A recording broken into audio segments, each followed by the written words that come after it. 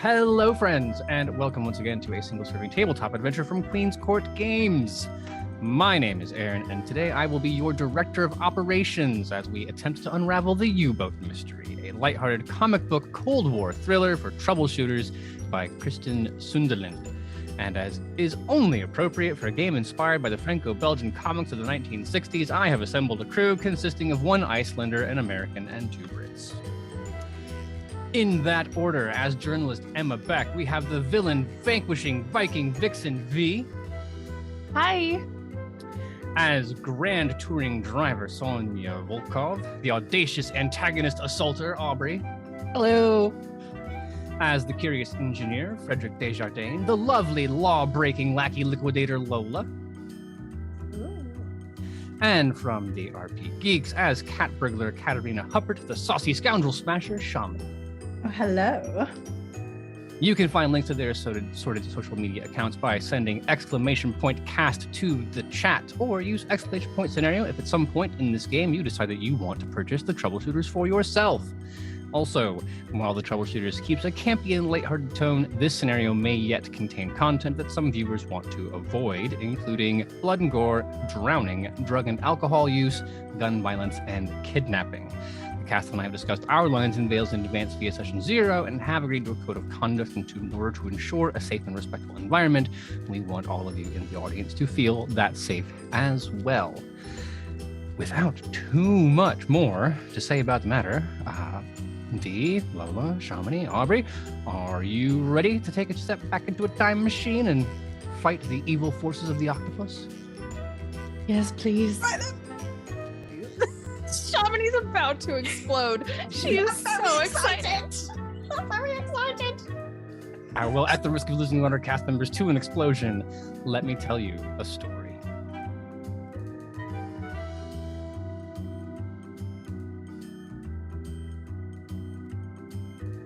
Our story begins in the twisting, asphalt-tangled track of the Paris Formula One Grand Prix racetrack, where Sonya Volkov has just exited a race. Was it eventful? Good eventful? Bad eventful? I think it was good eventful. How did you finish? I think I probably finished in the top 10. You know, this is like my first big race back. Gotta come out swinging. Mm-hmm.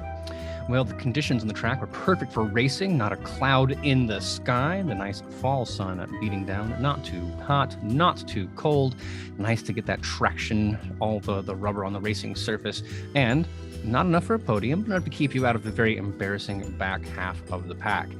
Now, of course, most of the media attention is focused on the winners. Who is your arch racing nemesis in this circuit? I think it's probably somebody who is just thinking about like me. I don't know anything about Formula One outside of a few videos I've watched. Well, I would assume that because they are a minor villain in this story and no one here is French, we would make them French, right? Yeah, that's what I was thinking. So then, yes, okay, so off stage to the left, just over your shoulder as the camera pans around, you can see all the cameras and the news people crowded around the podium, where a very tall, like lanky, a very, very pointed beard and then like flowing backwards hair kind of gentleman is sitting there.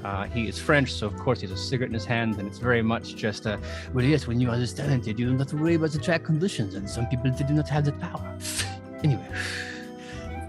You, on the other hand, have not attracted that much attention. Indeed, only two journalists have shown up. One, Pierre Martin, who we will introduce in a moment. The other, Emma Beck. Emma, why aren't you following a real story this time? Well, see, here's the thing. Yeah, of course, you can follow the big stories, but everybody loves an underdog, right? And Sonya, it's her first big race in a while. She had a couple like mishaps with the press and some really embarrassing personal things that happened, and now she's trying to like make a comeback, and I want to be the reporter to like get this story. So I figure if I start now and kind of like schmooze Sonya a little bit as she goes up, like I'll be the one getting all the exclusives. Getting on the ground floor. Exactly. 1960s, they do have escalators, I'm pretty sure. So ground floor is a metaphor that still works for the time frame. Soon enough, you'll be riding it on the several floors that those things work at this time in human history. Not the only one here working on an important job of potential future payoff. I don't think in the eye of media attention, but nevertheless slinking around the track space. Katarina Huppert, what brings you to the Formula One circuit today? You are muted. Yes, I am. To be honest, I am actually just hanging out here with M.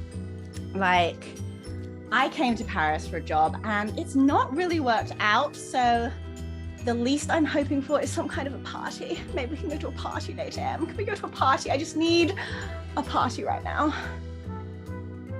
I'm hoping that Sonya will have a party, and then I can obviously get Kat to come with me because, you know, obviously, like, hey, Sonya, I'm friends with you. She's friends with me. We're all friends. Look at us all being friends. If I understand it, partying was kind of what got Sonya on the bad side of the press in the first place. Are you sure that's a good idea? See the face that she's making? Is that a face that says you should trust me at a party? Yes, because again, right, I'm here to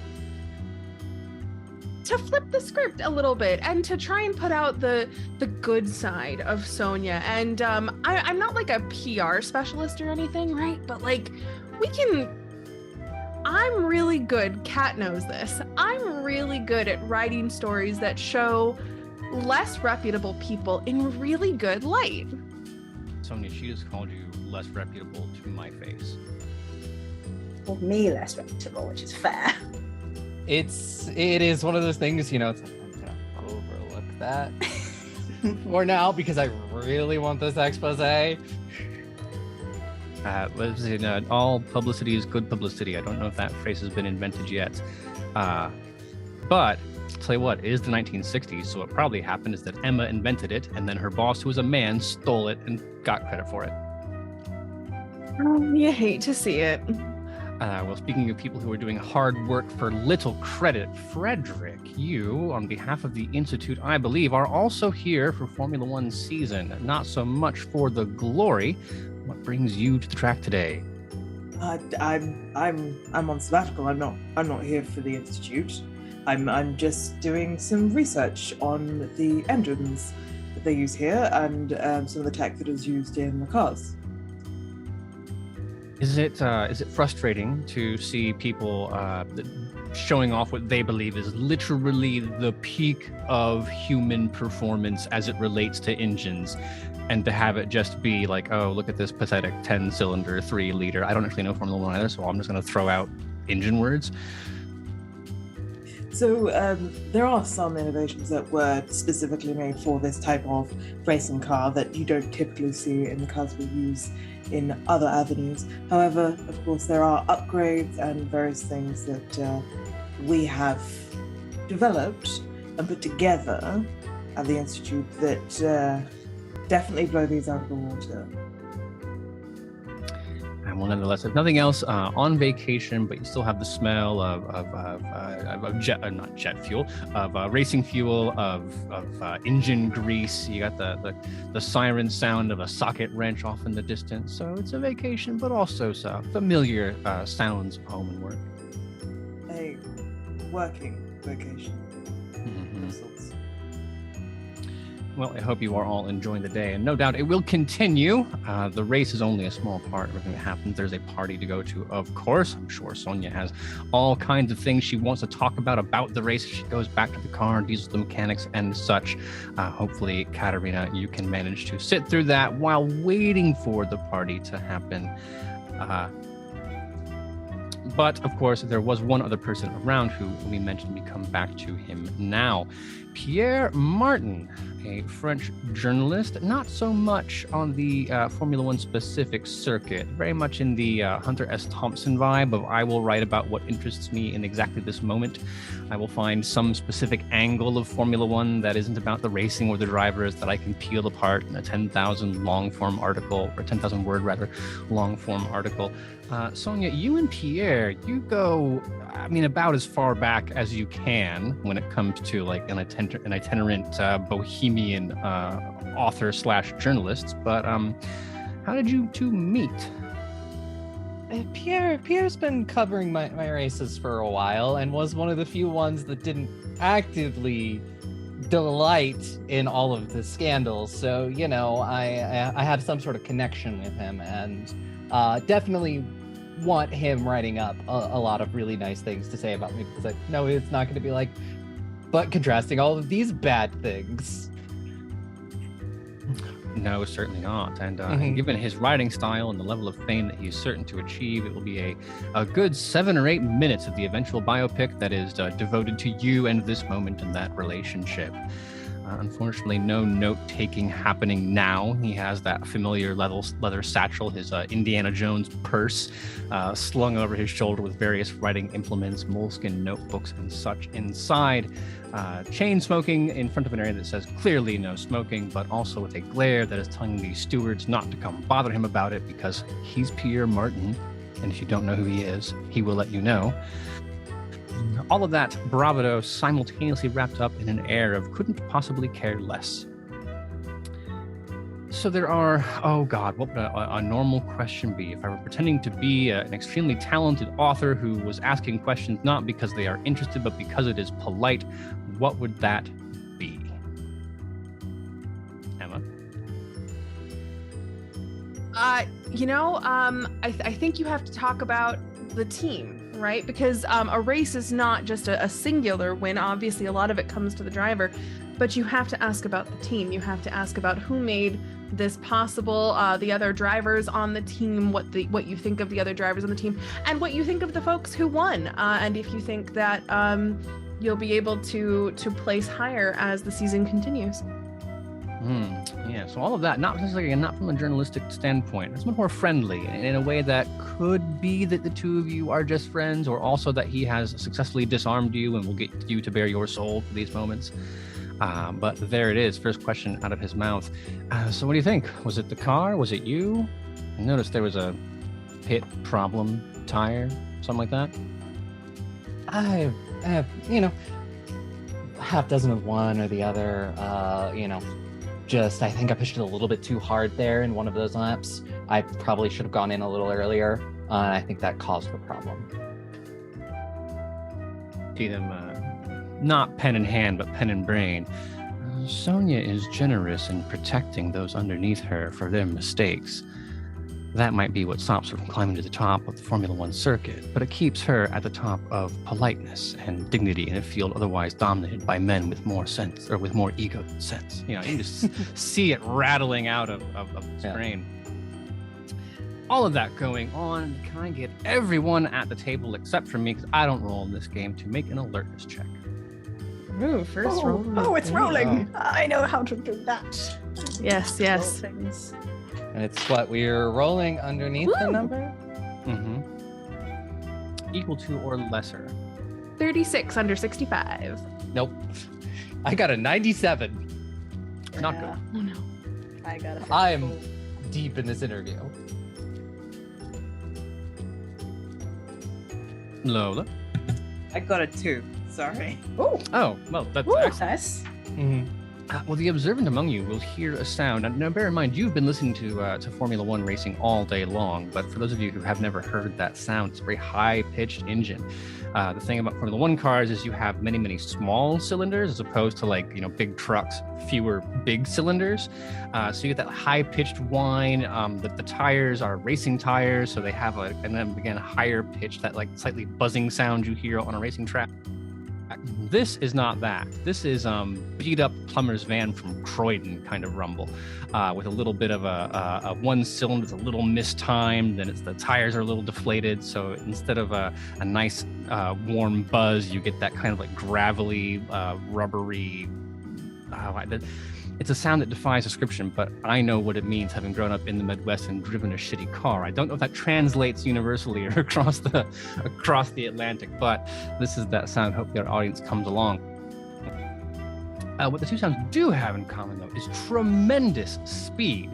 And those of you who passed your alertness checks, you will recognize this and be able to turn your head in the direction of this to see the van screaming forward towards where Sonya and Pierre are standing.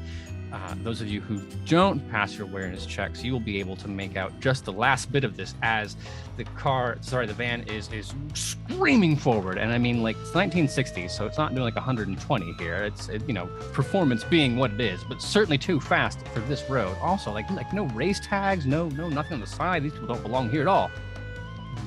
And then full brake stand, smoke coming out from the tires as it screeches to a halt, starts to slide, stops just by Pierre. The back doors fling open. Gigantic, hulking, huge men, like we're talking like 4 hot dog men, come lumbering out of the back. Shawnee's making a face. You can tell how strong a bouncer or a goon is by the number of hot dogs on the back. So like trees, you cut them open, you see how old they are, but like bouncers at a club, you can see how tough they are by the number of hot dog folds on the back of the neck. Oh, gosh. 2 hot dog, very, very young bouncers, like 6 elder bouncers. These are 4 hot dogs to put you back on the sense of it. Come just reaching out, one of them over each of the arms, just like, sorry, I'm doing over because I'm Pierre, and then I'm also trying to do under as the people, and biologically that's not working out for me. So like these huge arms coming up under him, and then like Wile E. Coyote style, it just almost knocks him out of his shoes as they pull him into the van. And his hands are back, and he's screaming and flailing, the Indiana Jones man purse flying off of an arm, skidding off the side, and before he's even hauled all the way up in it, the driver has floored it. And you just, you're used to that Doppler effect sound of the cars going vroom, vroom, and now it's no, as the sound gets pulled away from you. And then they turn the corner, they haul him in, another S-turn on the other way, and that alone is enough to have the door on the outside swinging shut. And just like that, poof, cloud of comic book dust, Pierre Martin's gone. And I just imagine I'm just standing there, like, what the is that? Sonya, what did you say in that interview? One way to cut things short. What? Should we go after him? Well, Emma, you're here for the story of a century, and what could be more of an obvious international crime syndicate kidnapping? Absolutely. I'm running over. I'm gonna grab his bag, and I'm running straight to Sonya's car, riding shotgun, obviously, because I'm not driving, but like I have my camera and I need to be there to take pictures. This is gonna be great. Are we going for a ride? Oh yes. All right. I'm running over. Yeah, everyone in. So Formula One car, more than happy to let one of you risk life and limb, because these things have one seat that is very specifically Sonya sized. That's not practical. Do yourself a wonderful favor. Google a Formula One car right now. I'm going to ask you where you'll be clinging to the back of this thing as you go. But that said, like one person on this car, unsafe but reasonable in a classy James Bond way, going to start to look a bit silly. I think Katarina's like standing on the back with her hands on the seat that Emma's sitting in, being like, go! So I will accept that Sonya is running over or being shoved over the way Katarina is, and then Emma, you reach to grab the bag, and it's just happening so fast. So by the time like you're bending down, like, yes, his bag, and then you look up in time to see the car starting a rolling start as Katarina is mounted on the back like a centurion being pulled by chariot, like, onward! And then, Sonya has one hand on the wheel, the other is strapping the helmet back into place, and it's just you. And then you look left and you look right, and then Frederick is sitting very nearby, having seen all of this happen, making that moment of eye contact. We're like, my toolkit was still on the sake. Let's go. We have to. Frederick's already running. My toolbox is still on the car. Actual Formula One car. I don't think we're fast enough for that. Do you? What did you come here on? If you have a car, you can always catch up to me. But how else do you expect us to get after this? I will ask Emma, what did you arrive in, and why is it a Vespa? Scooter. Okay, so then. Two helmets. So then so we have a small cut. The camera pans to across like the gate of this racing complex, the front entrance, and you see families walking by or pairs of businessmen who are totally expensing this out trip as a business community building thing, and then a lonely security guard who is because he's French, so he is also smoking, watching everyone go by, stodgy starched uniform, and then you start to hear that sound, the big rumble of this truck, and then it smashes through the gate. They come flying off the edges. There's a moment where you get to see everyone do the classic comic book surprised diagonal stance, flying by, and then the crowd is they see that this van go through, and the crowd all kind of leans in, which means they get to hear then the car coming through. The screech of the tires as Sonya slams into the chicane, and then the centripetal force being what it is, and then Katarina kind of sliding off to the edge before kind of rocketing back into the middle. Just landing on by my hands, my legs, and flying out behind. Spoiler on the back of the car. You gotta hold on that. There's an elderly gentleman whose hat flew off when the car went by, so then he bends down to pick it up and goes to put it back on, and that's just in time for then you have huge loud van noise and then screeching racing noise, and then a good 4 or 5 second pause, and then the little burbling motor of the as the Vespa comes around. And there's no screeching. Emma can just put a foot down to kind of help slide to the corner, and off you go. Well, the van is unclear whether it knows it's being pursued. Kidnapping is one thing, but it's not going to be a big shootout happening that would attract even more attention than already exists. But Sonya Volkov, you are currently at least the 8th best driver in the city right now. Can you make a vehicles check to see how this pursuit is going? Yeah. Where is my drive? But it's vehicles. Yes, it's not drive. It's vehicles. If I had a nickel for every time. Oh, where is it? Zero on the 10 dice is 0, right? So it depends. If you have just a 0 on the 10 die, that is a 0, and then whatever the 2 is. If you have zeros on all the dice, that is 100. It's bad. Oh, no, I have zeros on the 10s die and then a 1. Well, that is a 0-1. So excellent job for you. You couldn't beat your French driving nemesis, but God help you if you can't outrace a plumber van, right? Exactly. I mean, look, I have places to go up. He has nowhere to go but down. Yeah. I mean, you only got a target on your back when you can't see us coming because you're forward in the front of the road. I don't know why you have a Liam Neeson and Taken accent right now, but I mean, maybe driving just brings out the worst in you. I have a very, very specific set of skills. Mm-hmm. Drinking and racing. Yeah. So all of that said, yeah. So at the same time. You are. Maybe that was the problem. More on this later. So there's a problem where the narrow Parisian streets, the 1960s, of course. So I mean, if we make it through this track, you're gonna hit a cart full of something, right? So be thinking about that. You can't have a movie car chase without running into something. But before that, because you've had this opportunity and you're driving, and it's quite comical because you're doing the very serious Ben-Hur neck and neck Formula One thing, but it's you. And then you're starting to pull forward, and it's not so you can win. It's because Katarina's on the back and coming into frame just behind. And then the big, again, 4 hot dog neck guy in the van is doing the very, very serious van racing posture, but it's a van and not a Formula One car. Very comical framing for all of this.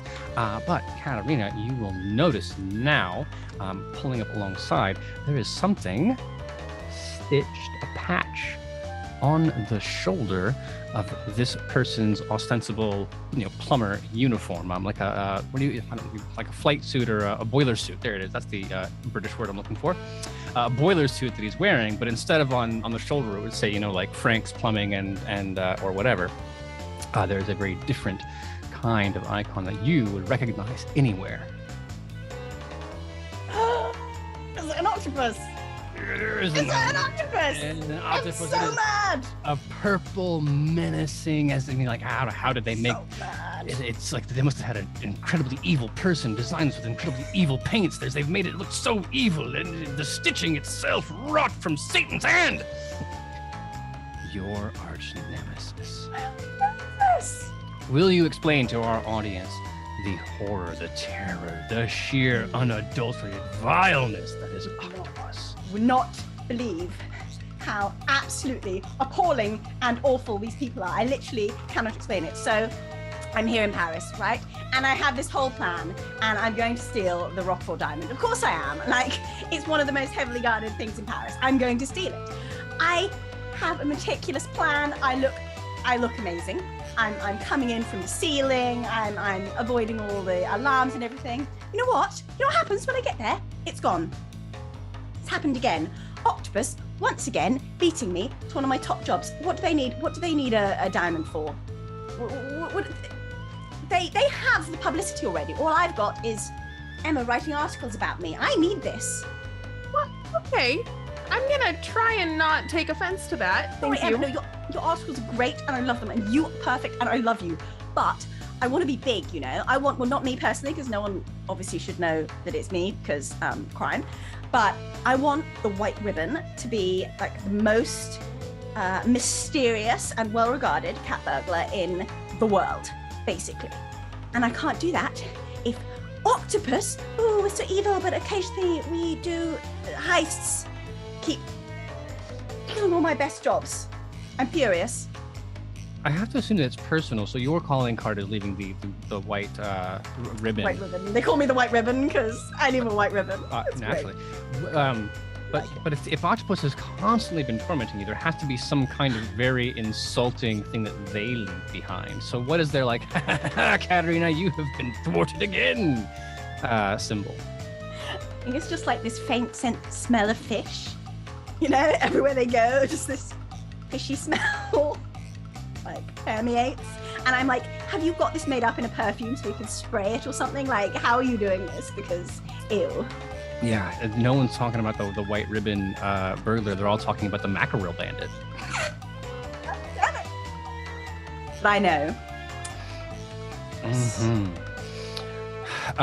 Sonya, I'm not so sure that you would know of the Octopus specifically in this way, save for that they are a global of like comic book villain organization. They are led by his name has escaped me already. I know there's a Vaughn in it because of course there is. But it is a network of evil supervillain lackeys around the world, globe spanning and nefarious. Emma, you will have also heard about them, and the good thing about this race is that despite the 30 kilometers an hour that your little Vespa can get up to on a good day, it's been very difficult for the people you're pursuing to make good speed again on these narrow streets. So you're going to be struggling to catch up, but at the very least you won't be losing sight of them totally. For my amusement and literally no other reason, can you make a vehicles check for me to see how your driving is going? I can. Quick question. Would you consider this heavy traffic or no? Yeah.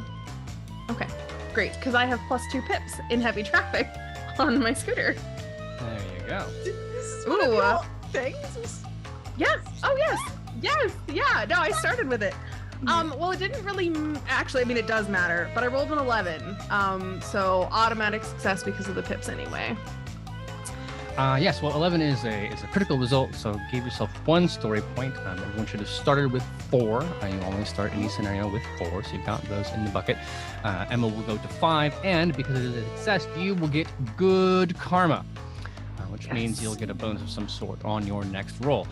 So yeah, the van and the car, they're battling back and forth for position in what's otherwise heavy traffic. They just stay on the road.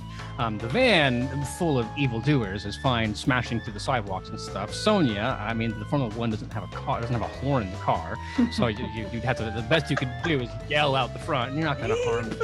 It's just Katarina shouting from the back. Yeah. She's probably shouting anyway. I think she's shouting angrily at the man in the van, like, hey, give me that diamond. Discretion having left the room as anger takes over. I didn't steal it, but if I were the kind of person, I bet the person you stole that instead of is really upset right now. But that is the advantage that Emma, of course, is able to take advantage of, because you can zip back and forth. Also, it's Paris. There used to be people being asshole drivers, not caring for human safety, so they're like, another day where people are just driving on the sidewalk in their Vespas. I suppose it wouldn't be a Vespa; it's an Italian scooter. But I'm not going to start any more diplomatic incidents with any of our French listeners. B is going to hear this, and he's going to give me like 4 or 5 jokes, and then on the 6th, I'm going to get a DM from him about it. So we'll stay at that 4 for now and save 1 for later. Point being, you are able to navigate in a way that gives you a good shortcut. And now I would like to know what that shortcut is. So there is this little bistro that Katarina and I really, really like to go to. It's kind of like on a corner. There's like a little alleyway right next to it.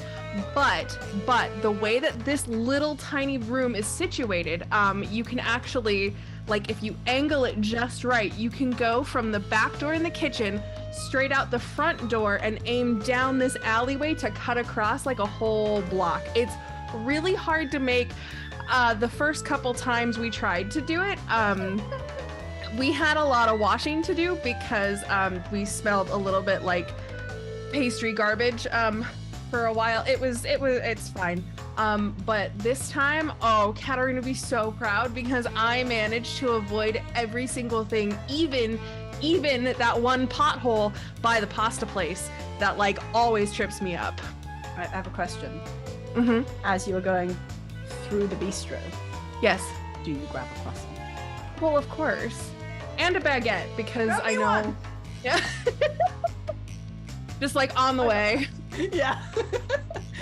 Like, I imagine that as you were leaving on your Vespa, you like collected Frederick. You're there, right? Yeah, no, you're right about that. This time You're on the Frederick back. is screaming and going, "What Yeah. the fuck is happening?"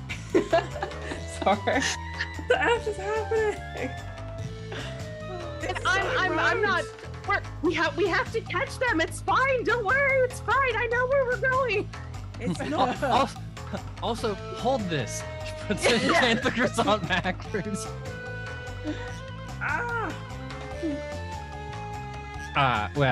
Yes. So the chase continuing eventually.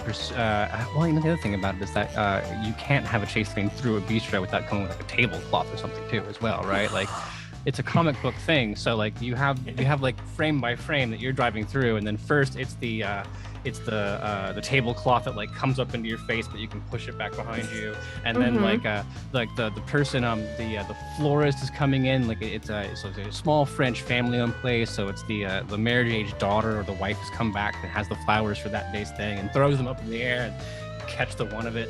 And then the croissant comes by, and then as the camera continues to pan, it hits you driving very, very seriously, and then behind you, Frederick has actually assembled like an entire tabletop just in their lap, because this has all happened.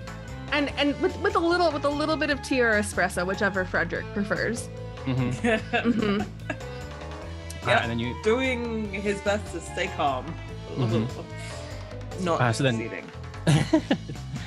then you will be able to come out your shortcut, and now we're on the center of the street, and you have what has got to be a beautiful scene of Formula One race car. I suppose it's France, it's Formula One, plumber van, and then Vespa scooter, and the three of you just kind of bouncing back and forth, trying to squeeze together into the middle of this. Now, Frederick, that puts you in a position to act, or Katarina, you in a position to act. We say that Emma or Sonya, you are going to be way too busy driving. A single slip up on your part is going to be a terrible, terrible situation. Is there anything that you are interested in trying to do? What can I do? I can just chuck croissant at them. Don't do that. Then we won't have snacks for later. I always keep snacks in my pockets. It's fine. You won't need this. And it's just chucking stuff at the van. You keep this as you want, right? But you've got this lunchbox, and it already has a preserves or jam or whatever it is in it, right? Yeah, so I ensure that I pre-pack my lunch and extras at the beginning of the day, because at the end, it was to say that I'll have I might get caught up in work. So you must always have the food there ready to eat, so you're prepared. Can we say that with my critical, the way that it's situated, for a brief moment, Frederick and I are in front of the van, and we will get out of the way, but this positions Frederick to potentially throw some sticky, jammy bit at the windshield? If you'd like, sure. I think it's a big, fat, jam-filled donut with icing sugar all over it. So it kind of goes in an arc with the icing sugar kind of spraying out as it goes. Or no, powdered sugar. And then lands smack in the middle of the window screen and just goes like all over it. And this is well before the era of in-car window washer reservoirs. The best they can do is actually windshield wipers. So again, this is a lighthearted, fun comic book game. They start that, and then of course just smears jam everywhere. What kind of jam are you talking about? Is it a grape, strawberry, peach? I think it's more of a custard and strawberry jam mixed together for some reason. Some fancy bistro. So then, of course, it's getting everywhere. You can, I think, Katarina, you can see the driver just growing increasingly frustrated, and then he just leans over and elbows his passenger, who, again, we're in France, it's always a baguette when it's handy, then reaches out with the bread and is trying to scrape it off the windshield to make room. Can I get my two drivers to make an alertness check? Yeah. 44 under 65. So. Okay, so give yourself a story point and then pick up some good karma. Well, that's excellent news because both of you having passed, you will not send your passengers flying off in a wrong direction because this police chase has attracted the police. The gendarmes have been coming along. Of course, it's not, it's not America. There's not like a helicopter. They're not shooting anybody. It's more very curious, what on earth is going on over here? The noises are happening. They've come along, and you can see the cars coming in advance. And there's a split-second moment where, like, cop car right, cop car left, and you know that if you keep going, you're going to smash into them. And then physics being what they are, RPGs can tell you more about this. Object in motion will stay in motion until it encounters all the asphalt on the other side after a beautiful parabolic arc off of the car or the Vespa scooter. So with those rolls passing, you are able to screech to a halt as the van comes forward. The two police cars slam into the sides of the screeching of metal, and then the van going off into the distance. No. Okay. What is the very first word out of each character's mouth? Or words, if the situation calls for more than one.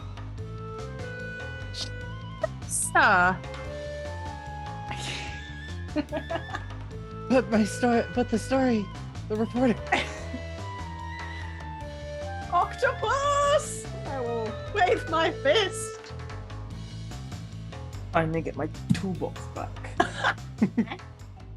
I like that Frederick isn't saying anything, just pops off the scooter and goes and grabs the toolbox. I like that the toolbox has stayed on the Formula One car the whole time. I think Wedged in somewhere.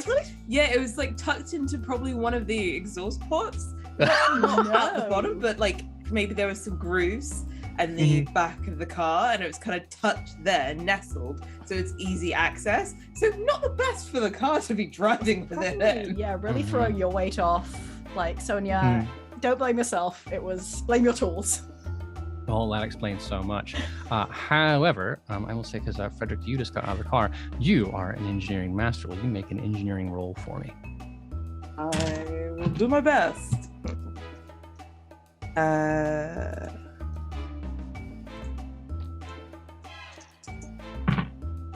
Oh, it is a 52. And well done. I think I have my engineering is 75. So okay. I think I success, but also I have a thing, my toolbox gives me 2 pips. Either way, a pass is a pass. So Okay. You've rolled under your skill check. Then in this case, I'll hand that narrative control over to you for a moment, because during the course of this chase, something happened to that car, the van rather, that you could use to track it. I think that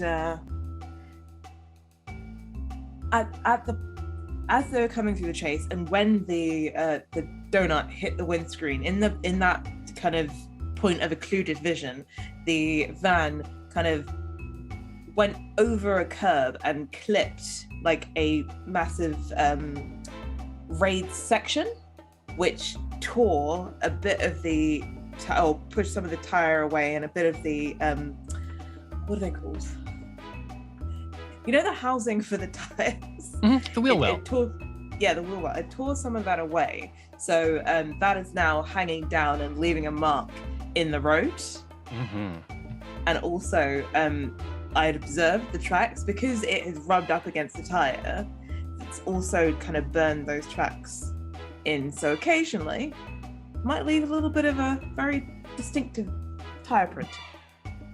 Well, that will give you something to talk about with the rest of the crew, assuming they are not currently occupied by the officers of the law who have hit each other. And all they know at this point is that three assholes in three very different cars, a menagerie of assholes at this point, were screaming through having a Formula One race, like a Formula 3 for the three types of vehicles, through the streets of Paris. Emma, you said that you're the PR specialist or aspiring PR specialist. Katarina, you like the limelight, but maybe not like this. And Sonya, oh man, the people who are snapping pictures right now. Oh no. Just, being like, yes, this is a publicity stunt.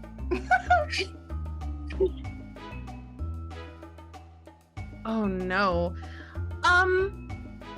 Yeah, I'm going to walk over to Katarina, and I'm just gonna be like, can you just make sure she's got like a little bit of white showing? No, I said you're the PR specialist who's talking to the police, because the police are right now, yeah. Everyone speaks French in this game. Yes. Yes. Speak French. So they're like, I don't know, what is just a minute in French? I definitely don't actually know French. I'm so sorry. It starts out with no, merci is thank you, right? Look, greatest nation in the world. Don't worry about it. So, yeah, a conversation in French, the equivalent of like, excuse me, miss, one moment, please. Yes, of course. How's that conversation going?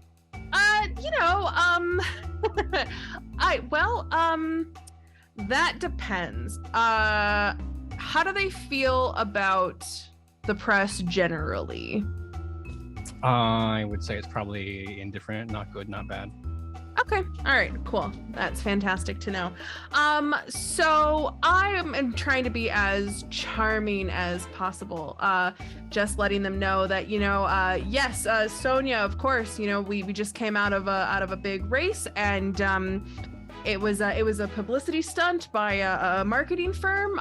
We're just trying to drum up more excitement and energy for the Formula One races. See if we can get more people excited about, the sport. Okay, so you're trying to be charming by lying through your teeth. Sure. That would be subterfuge. Subterfuge. That's fine. We have very different definitions of charm. It's fine. I'm actually way better at subterfuge than I am at being charming. So, I love these dice today. That's an 11 again. Literally defies belief, but okay. Add yourself a point of that, and take a good karma to keep in your pocket.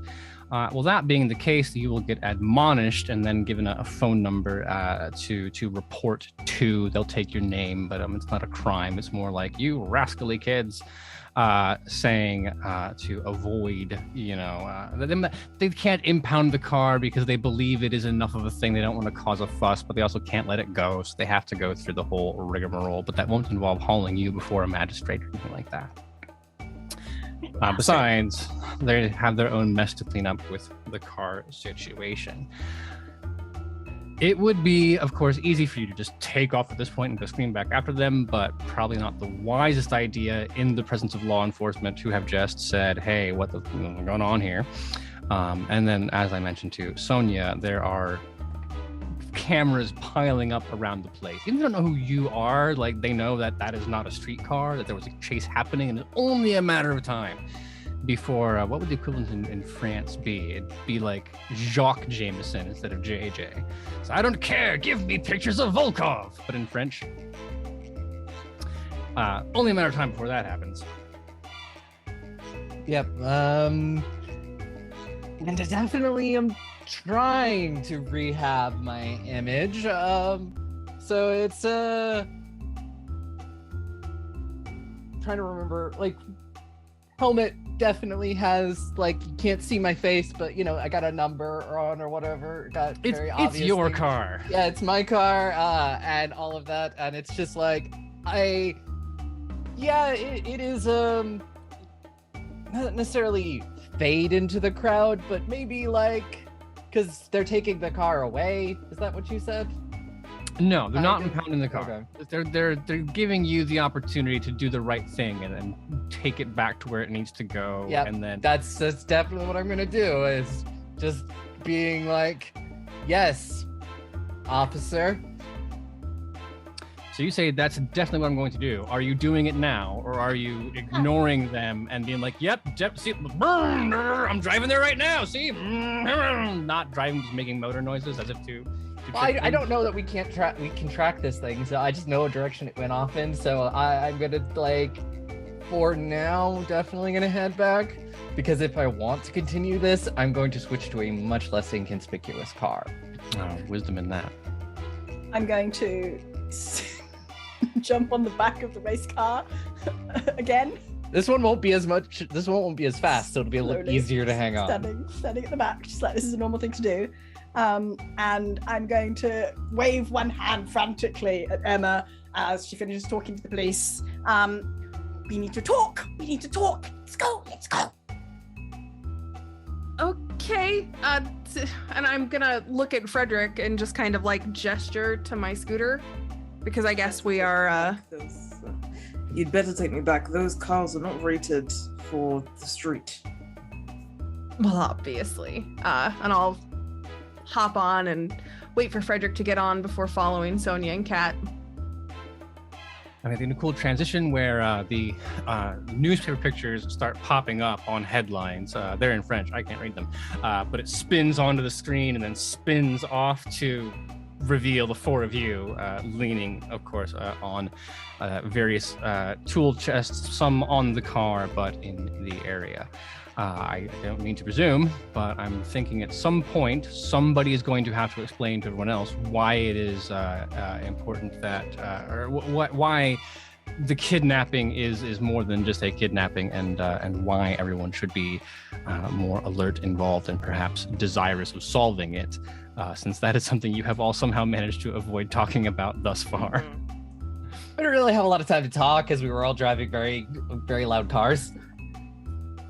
Did you all see who that was? No, I was a little busy. No. Yeah, I was trying not to crash. You're not going to believe this. It was my arch nemesis. No. My arch nemesis. Stop. Just to annoy me again. Yeah, I think this was just to frustrate me. I think, they probably didn't even want the journalist. They were probably just like, oh, you know who's going to be annoyed by this? Katarina Huppert. Yeah, we'll annoy her some more. Well, I didn't do anything to them. Don't know why they've got it in for me. See, It was Sonya, the octopus. The octopus. Again.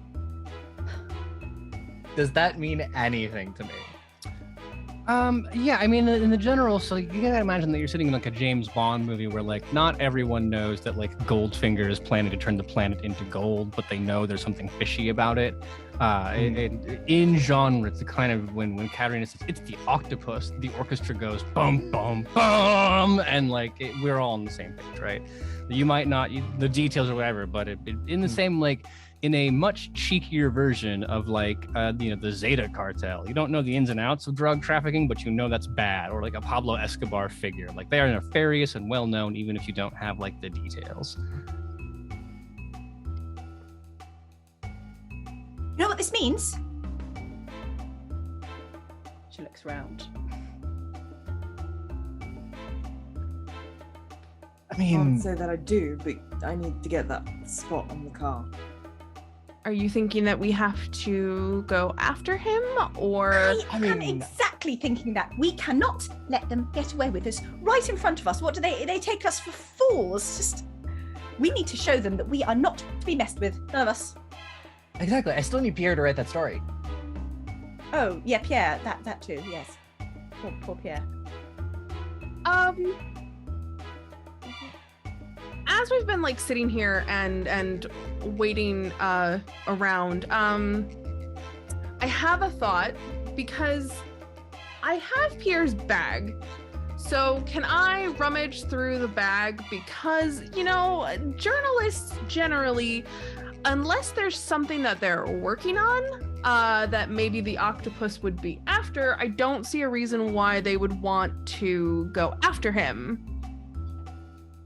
You're doing this while Katarina is launching into the. So I'm trying to visualize this, right? Where Sonya's like, "What the hell just happened?" And Katarina spends the better part of 6 or 7 minutes explaining the grievances she has and why it is personal, but not mentioning the name or anything like that. And then Sonya every now and again is like, "But who?" And then Katarina's like, "And then when we were in Leeds, and then when we were in Pamplona, and then when we were in," and then going through it. And you are like, "Okay, well, I've got 8 or 9 minutes until she gets to the point. I'm just gonna." Okay. Put a pin in that for a second, because Frederick, what are you have thoughts about the octopus? Do you have? Is that so? It would until I heard the words octopus, I probably would have just been attempting to work on the car, like around them, kind of shoving them out of the way. Just reaching behind for the wrench, just completely ignoring that they exist in the space, but having to navigate around them. Very much so. Until the octopus was heard, and then we're like, huh. Interesting. So I like the visual of Katarina's getting more and more animated. So Sonya gets out of the car and is standing next to it. Frederick's working on it. And Katarina is getting more and more into Sonya's face as Sonya's like leaning back, and then finally just says, "The octopus!" And then Sonya's eyes go open, and then the camera's on Katarina, and she's "The octopus!" And then turns to Sonya, who's like, "Oh my god!" And then camera pans down as Frederick just dolly rolls out the octopus from the floor. And then the deep background of the shot, over Katarina's shoulder, leaning up against the cabinet with tools that no one ever uses or whatever, is Emma, who has been looking through the bag. To answer your question, yes, there is there's notebooks. Of course, there's notebooks, but it's all written in a very train of thought kind of style to it. That appears the kind of person that every time they have any kind of idea or thought about an article that could be anything, they'd write it down in the book. And then if they ever end up in a situation where they have to write something, I need more money for whatever itinerant, globe-trotting, womanizing writers spend their money on, there's an idea here. Or there's an especially good sentence, and they're like, "Oh yeah, no, I'm keeping that one." Lots and lots of that. To the point that it becomes kind of it's all sentence fragments, and it'd be difficult to parse without spending a lot more time than you're willing to do.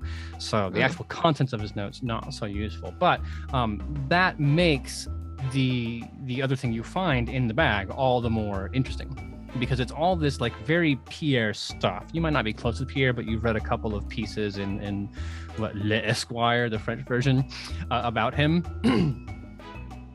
Actually, that would probably mean The Lawyer in France. That would be a very different magazine. But it is a dog-eared academic, pseudo-academic, we'll say, with the veneer of historicity, but obviously a little sexy, a little pulpy. If smutty history, not sexy history, but a little scandalous history. The 1960s book equivalent of Ancient Aliens, perhaps, right? Kind of book that is titled "The One That Got Away: Hitler's Last U-Boat." It's Lost U-Boat. The font that I have written these notes in not being kind with its serifs.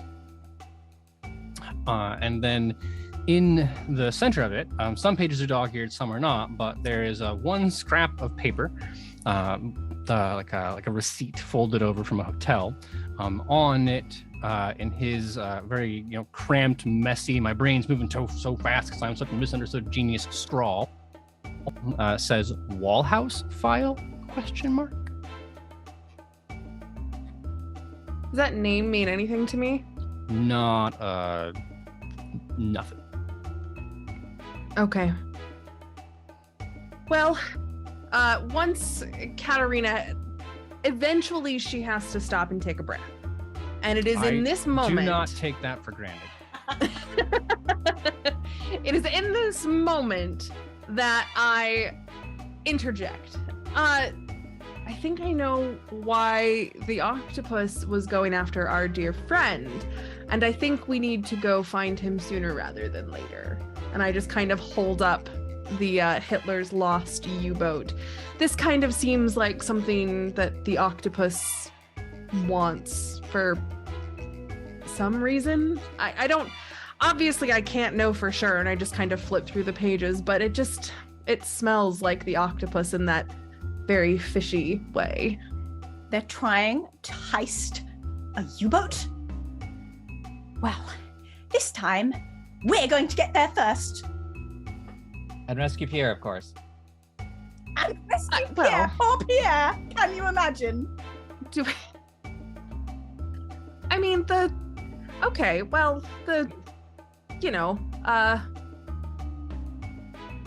think the U-boat thing is important. Of course. But Pierre's fine too, but think of the loss of human life. Does it say anything more about the U-boat? Or the, what was it, did you say? it's Hitler. I look at it and I read the cover, and it's just the one that got away, Hitler's lost U-boat. No, you said another name, the Wallhouse? Wallhouse file. I don't know. It's in his notes, and I'm not one for breaking into people's homes and rifling through their stuff. But We break into his home and rifle through his stuff.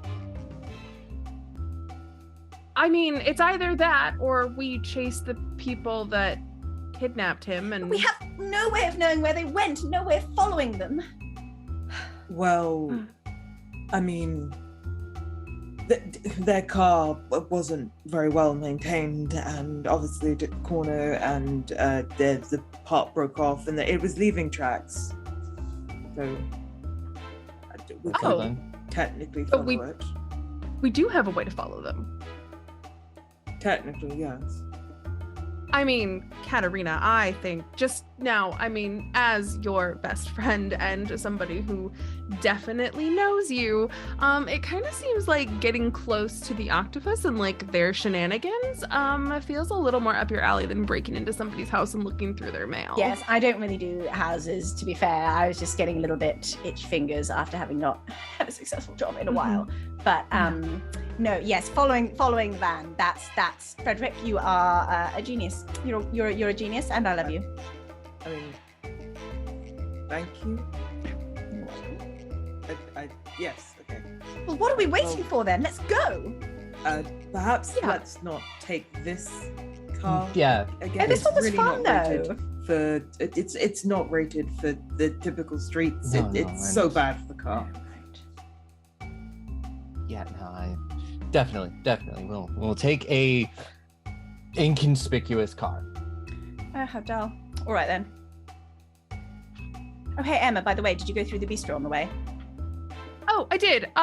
Frederick, do you Unfortunately. still have? I don't suppose you picked up a custard and jam donut at all? The windshield of the van did.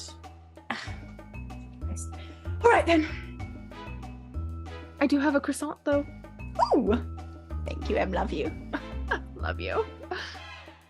To the question that was asked earlier, I forget who brought it up, but no, the book is called, yes, Hitler's Lost U-Boat, the one that got away. It is a history book. The cover does announce the author is Dr. Stephen Armstrong of Columbia University Press. So like I said, it's academic-ish. It is a university book, but it's also a bit salacious in that unsolved mysteries of the sea kind of way. But reading the back again, thumping through it would take you forever, well, much longer than you have right now. But it tells the story of U-890, which is a Type 9C U-boat on a secret mission to Japan at the end of the war. It sailed from Hamburg on the eve of April 16th, 1945, and never arrived at its destination.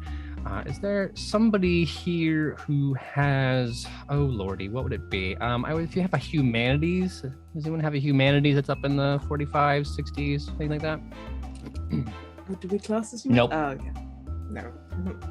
I would also say like science, it would be hard, but a science yes.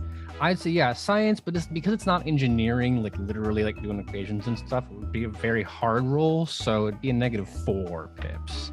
But you could give it a shot to see if something had just come out of your life at some point. Oh, can't end with a 1 to 4. Oh, okay. So -4 pips means that the fact that I got a 23 means I fail. Yeah. Ah! Yeah. It's quite all right. It's just it'd be a little bit out of character, honestly, if Frederick knew like the salacious weirdness of engineering as opposed to the compression ratio of diesel engines on a submarine or so on. It's also I think possibly I might have studied the details of the U-boats at one point in time, but not anything about the specifics about where it would have been. Well then, all of that said, are you intending to go immediately? It's still daytime. Let's say it's early evening, late evening-ish. The restaurant that you drove through would have been transitioning from, sell late afternoon snacks to do very overpriced dinner service at the time that you drove through it. There's probably Le Karen, who is really upset right now about the fact that reservations had to be canceled. Or that they don't have the croissants that were promised. But that said, sun is still up and people are still about. So are you intending to go directly into the tracky part? There's no time to lose. It is perhaps best to go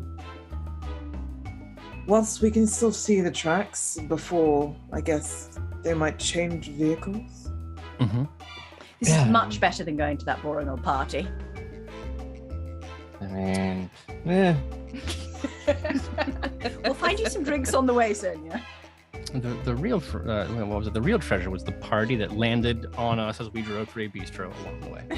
Yeah, we had a great time, so I had a great time, whether or not Frederick did.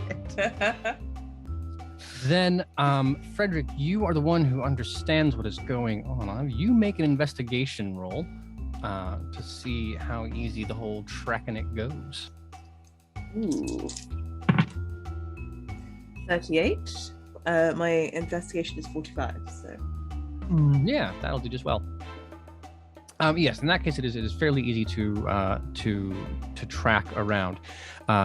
They haven't totally paved over everything in asphalt now, so occasionally the wheel well having cracked leaves a nice big gouge in a cobblestone somewhere, or you can see a puddle of something that isn't filth, is obviously automotive as opposed to French. Sorry, that was number 6. Laying on the concrete. It heads out of the Formula 1 track, of course, is not like it. In time, this will be the suburbs of France. Once we have invented suburbs in France, this will be suburban. But as for now, there's the city center, and then at some point, it kind of turns into farm, with a here and there where the railheads go out, a bit of industrial area. And it appears quite quickly that the tracks we're following are going to lead to an industrial warehousey kind of district. So you'll notice that the tracks are leading you more and more away from the city and more towards one of these warehousey, not exurban, again, a term that doesn't exist yet, but further out of town industrial warehousey areas. We will have plenty to roll and talk about when we get there, but for for now, why don't we take a break? We will refuel our own mechanical liquid tanks that might have been damaged in the chase, empty out the things that have filled up along the way, and come back in like 5 minutes, 10 minutes, yeah? Sounds great. Sounds good. Okay. Well, everyone in the audience, you do the same. Also, please fill up chat with your crazy, wacky U-boat theories. I'm sure Emma's going to need them when Deuce reads the rest of that book. See you in a bit. And we are back, having survived not only an incredible chase scene through Paris, complete with apparently an entire, not afternoon tea, that's the fancy one, right? Cream tea is the light one? They're both fancy as hell. I mean, I think it was more of a jam donuts that hadn't gone astray / onto windshield. There was also Jam tea, custard. though, in fairness, and a There's also- baguette, and a a croissant. croissant. That's just So- tea and pastries. That's not a cream tea or Okay. an afternoon tea. And it's definitely not a high tea. I'm taking furious notes here. They don't actually have the breakdown of tea in the Troubleshooters rulebook, so every day is a I learning know. day. Oh man. Tell them guys, Uh, get on that. So we just had a normal tea, not fancy at all, not a Harrods tea. This is just, have your mate over, spot tea. Some tea, yeah. Cuppa. There's no tea actually. Yeah, a involved. cuppa. the coffee. Well, now Oh okay. no. No tea at all. We had a light Oh. snack while dashing through the streets of Paris. Stopped by the police at the end, but managing to escape, not in a negative way, but just a little bit of smooth talking, fast chatting, and then once we are free from the attention of the gendarme, now we can pursue across the streets of Paris, following Frederick, brilliantly tracking this vehicle, the spots of oil, the rubbing of the rims along the streets of Paris. Now, in this era, we have not yet reached the sprawling suburban nightmare where, London just continues to expand, eating smaller and smaller towns until it encompasses the entire south of England. No, this is the before that boom, you go from nice fancy Paris immediately to slaughterhouses, train yards, and things like that. So it's not going to take you actually that long to head to the southeast of town, which is where this trail leads, to end up in what looked like 1800s kind of style warehouses. We're not talking about the big steel Amazon one. These are buildings made of brick with fancier glasswork, back when artisans really kind of cared about building buildings and not just how much it cost per square foot. It's gonna be such a hipster area in a few decades.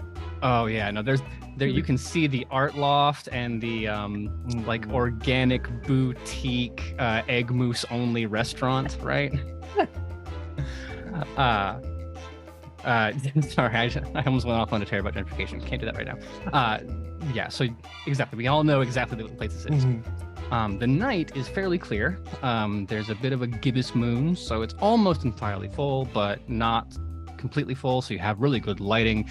Skies are fairly clear, and I don't know, let's put it like a light jacket weather, right? Not so much you need to bundle up, but a nice chill, just kind of a bracing breeze, I believe, is how authors of yore would describe it.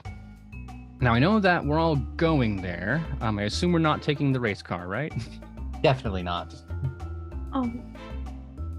No, Frederick has enough problem with one suspension that has to be fixed.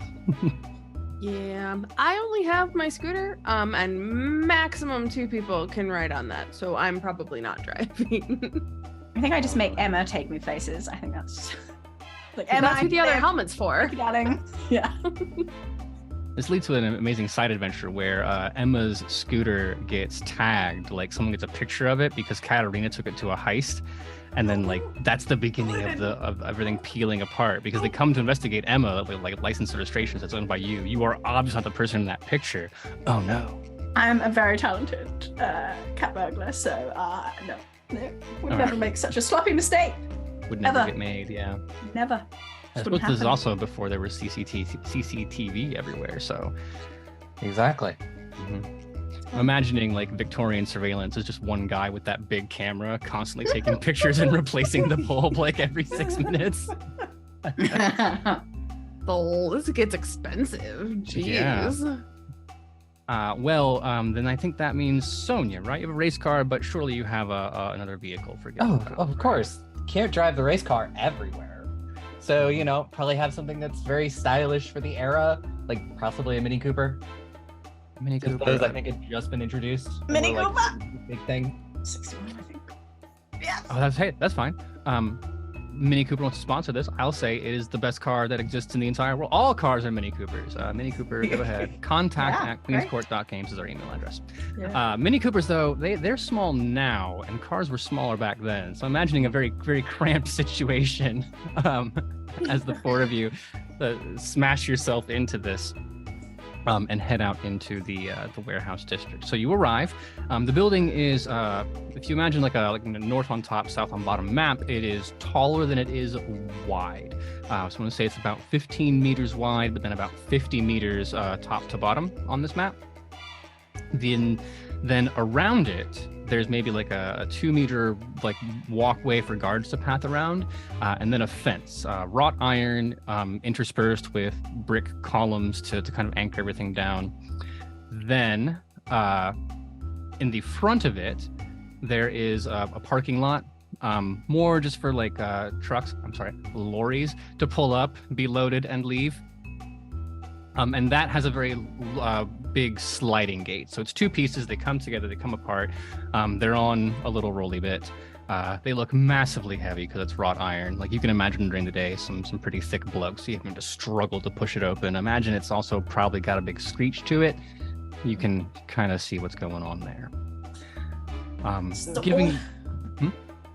Go ahead. So all the way around, there's like a 2-meter gap between the fence and the actual building. It's like a little path.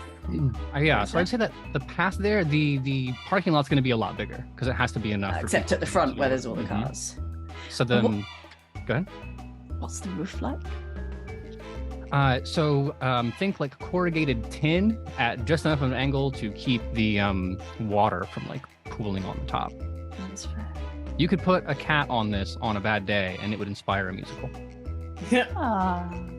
Is it a musical? Is it a play? Or a good I have day. made. It is a musical. Oh, thank God! I'm exposing myself as uncultured every day on Queen's Court Games. Has that Godot fellow showed up? We've been here forever.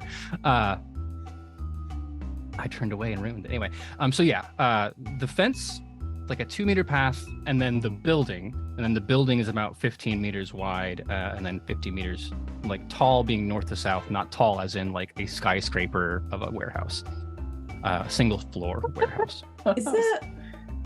Is there anything like around the fencing or like Trees or what? Yeah, what is it? So it's a fairly Scrub? industrial area. So you have warehouses that go block to block to block. I don't know the similar neighborhood in London, but like here in Omaha, like all the shipping places are next to one another, and there's one warehouse for this company, and then a frontage road, and then this. But we're talking about something older, so they kind of be packed together. If you can kind of come to mind with like a docks district in like Peaky Blinders, right, or Gangs of New York, they're packed together kind of like that. With enough space for you to like walk around and things like that, but fairly dense in terms of spacing. But what if though there were like a couple of trees, like that little gentle push into gentrification, making the area a little bit greener, a little bit closer to the wall so we could use it to climb over, because I don't want to make too much noise. So maybe 2 story points worth of trees. Oh yeah, that's well within the context. Yeah, so you can 2 story points for minor changes that don't change things too much. I think that's very, very minor. Reaching back in history and finding a Baron von somebody who made the master plan for Paris and was like, people have a right given by God to see trees. And I don't know why he sounded a bit like Churchillian there, but it's weird era. So can we have parked a little way away so we can see all this, but we're not like visible from there, right? Absolutely giving you credit to be smart enough to not just drive up and like park right in front of the Checking gate. where we are. Binoculars in the window at people who are 6 feet away. Yeah. Okay, everyone, I've got an amazing plan. Okay, right, listen. Right, what's going to happen is I'm going to do this amazing series of like backflips, and I'm going to like backflip over the fence. And then I'm gonna like sneak past all the guards and then everybody will notice me. And then I'm gonna sneak in and then I'm going to like heist Pierre and I'm gonna leave behind my signature calling card. It's a white ribbon, just so that they know it's me. And then we're both gonna backflip back out, come back and find you. And then Emma is going to write an incredible article all about how I basically saved the day single-handed. What do you think? a lot of good, right? backflips. Yeah. Yes, backflips are key. Emma, don't forget to write about the backflips. Do you think that Pierre will be up for doing backflips? I mean, Well, I've never heisted a person before. Usually I just carry things, so that's new, but I'm sure it'll be fine. What could go wrong? Well, I mean, statistically, probably a lot. But, well, okay, so hear me out. This is like a once in a lifetime kind of thing, right? Like, because like you said, you've Right. never heisted a person before. Right. And like, this is like a rescue mission. So I'm thinking that like, at the very least, I should come with you because, you know, we should photograph this like really historic moment. Oh. Yeah, you make a good point. You make a good point. Mhm. Get all the details right, you know. Yeah, of course. Of course. Because I mean, you're going to be so busy backflipping that like you're going to miss like key details that'll like really sell the story. Well, on the topic of key details, why don't I say whatever one of you has the highest alertness, go ahead and make an alertness roll. I have a 65. I'm just thinking about higher how than great mine. I am right now. Like, No, wait, mine okay. is also a 65, but go for it. Okay, well then I will go for it. Why not? Katarina's just dreaming about magazine articles, not really in the zone, you know. Well, letting me do it was a bad choice because that's a 98. I'm really engrossed in this boy. conversation with Oh, Kat. boy. I don't. All right. Frederick, are you paying any attention to this this elaborate fantasy playing out between the author and the cat burglar? I'd say I'm curious to see what's going on, but I think I'm also trying to scope it out. The only problem is that my alertness is pretty poor. I get very caught up in situations and don't pay as much attention to other things.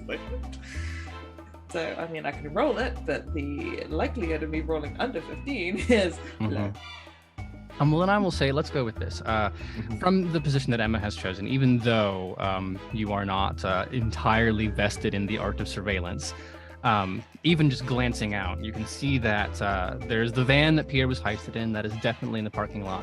Then there are two black Mercedes, full-size sedan Mercedes. Around this little parking lot area, you can see 6 goons. Just, you know, that you can tell the type. Like, remember our hot dog scale of bouncer? These are like 2 hot dog goons pacing about. You can tell they're armed. They have holsters, like leather strap over the shoulder, then around the waist kind of holsters. With a 98, I don't think you're going to be able to tell what's in them, but they are all armed with some kind of firearm. And like, you have no sense of what's going on inside on a 98. But Katarina probably knows that if there are guards outside, there are guards inside. That's just like heisting 101, right? So as you consider your backflips, as you consider climbing, if there are as many people outside as inside, that means 12 you should have to worry about, right? Give or take. Perhaps whilst you're backflipping or whatever and you're assisting inside, I could engineer some kind of distraction out here, maybe draw out the rest of them. I'm not sure. I mean, usually I can manage everything by myself, but that does sound like it would be quite useful because there are quite a lot of them. Director, what's visibility like right now? Oh, I it's apologize really if you good. mentioned it. If and I you were an missed it. amateur, if you were an amateur astronomer, you would be borderline aroused with how great visibility is. Like, skies clear, nice moonlit. Like, this is good. Right, at least. Okay. So I have 6 story points. And I was wondering if I could spend those to like help us sneak around a little bit more, especially if there are a bunch of guards.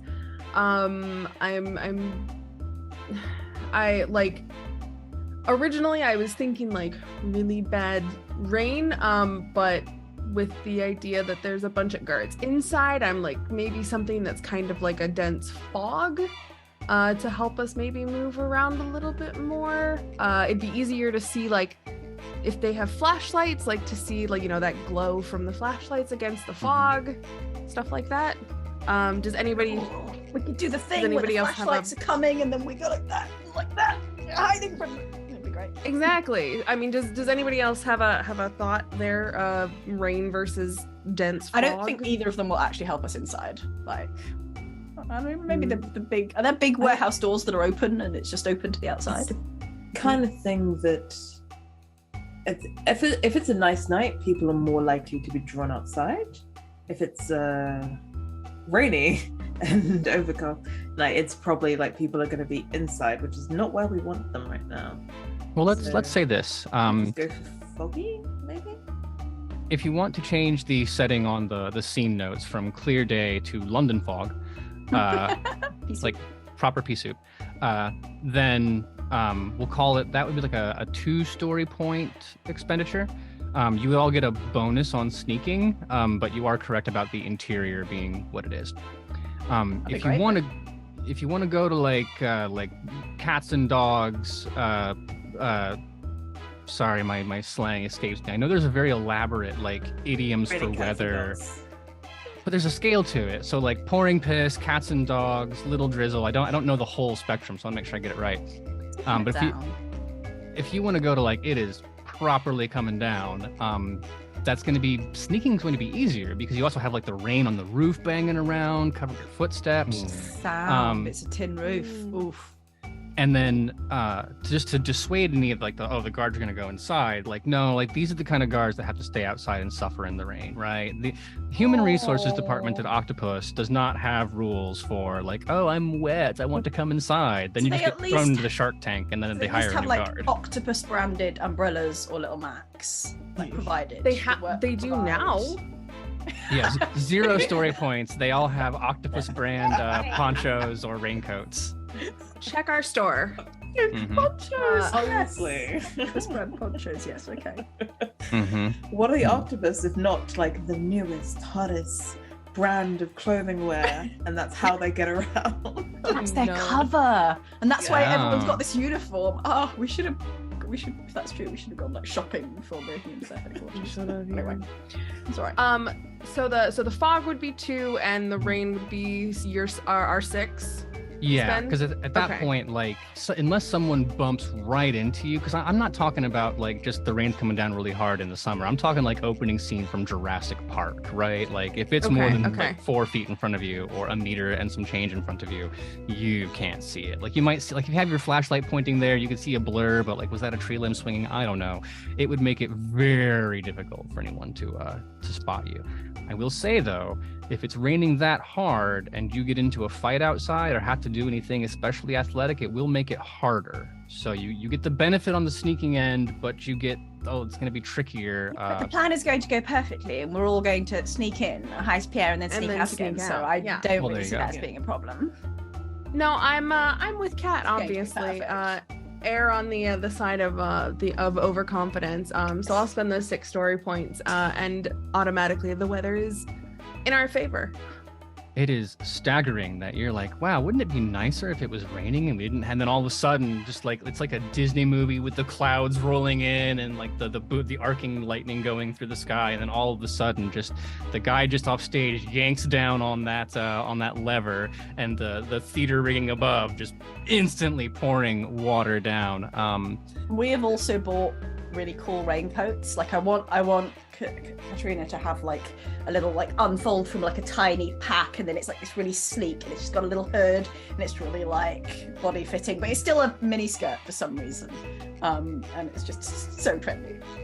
Anyone who's used one of those knows it will be a very difficult agility check to get it back in the bag. No.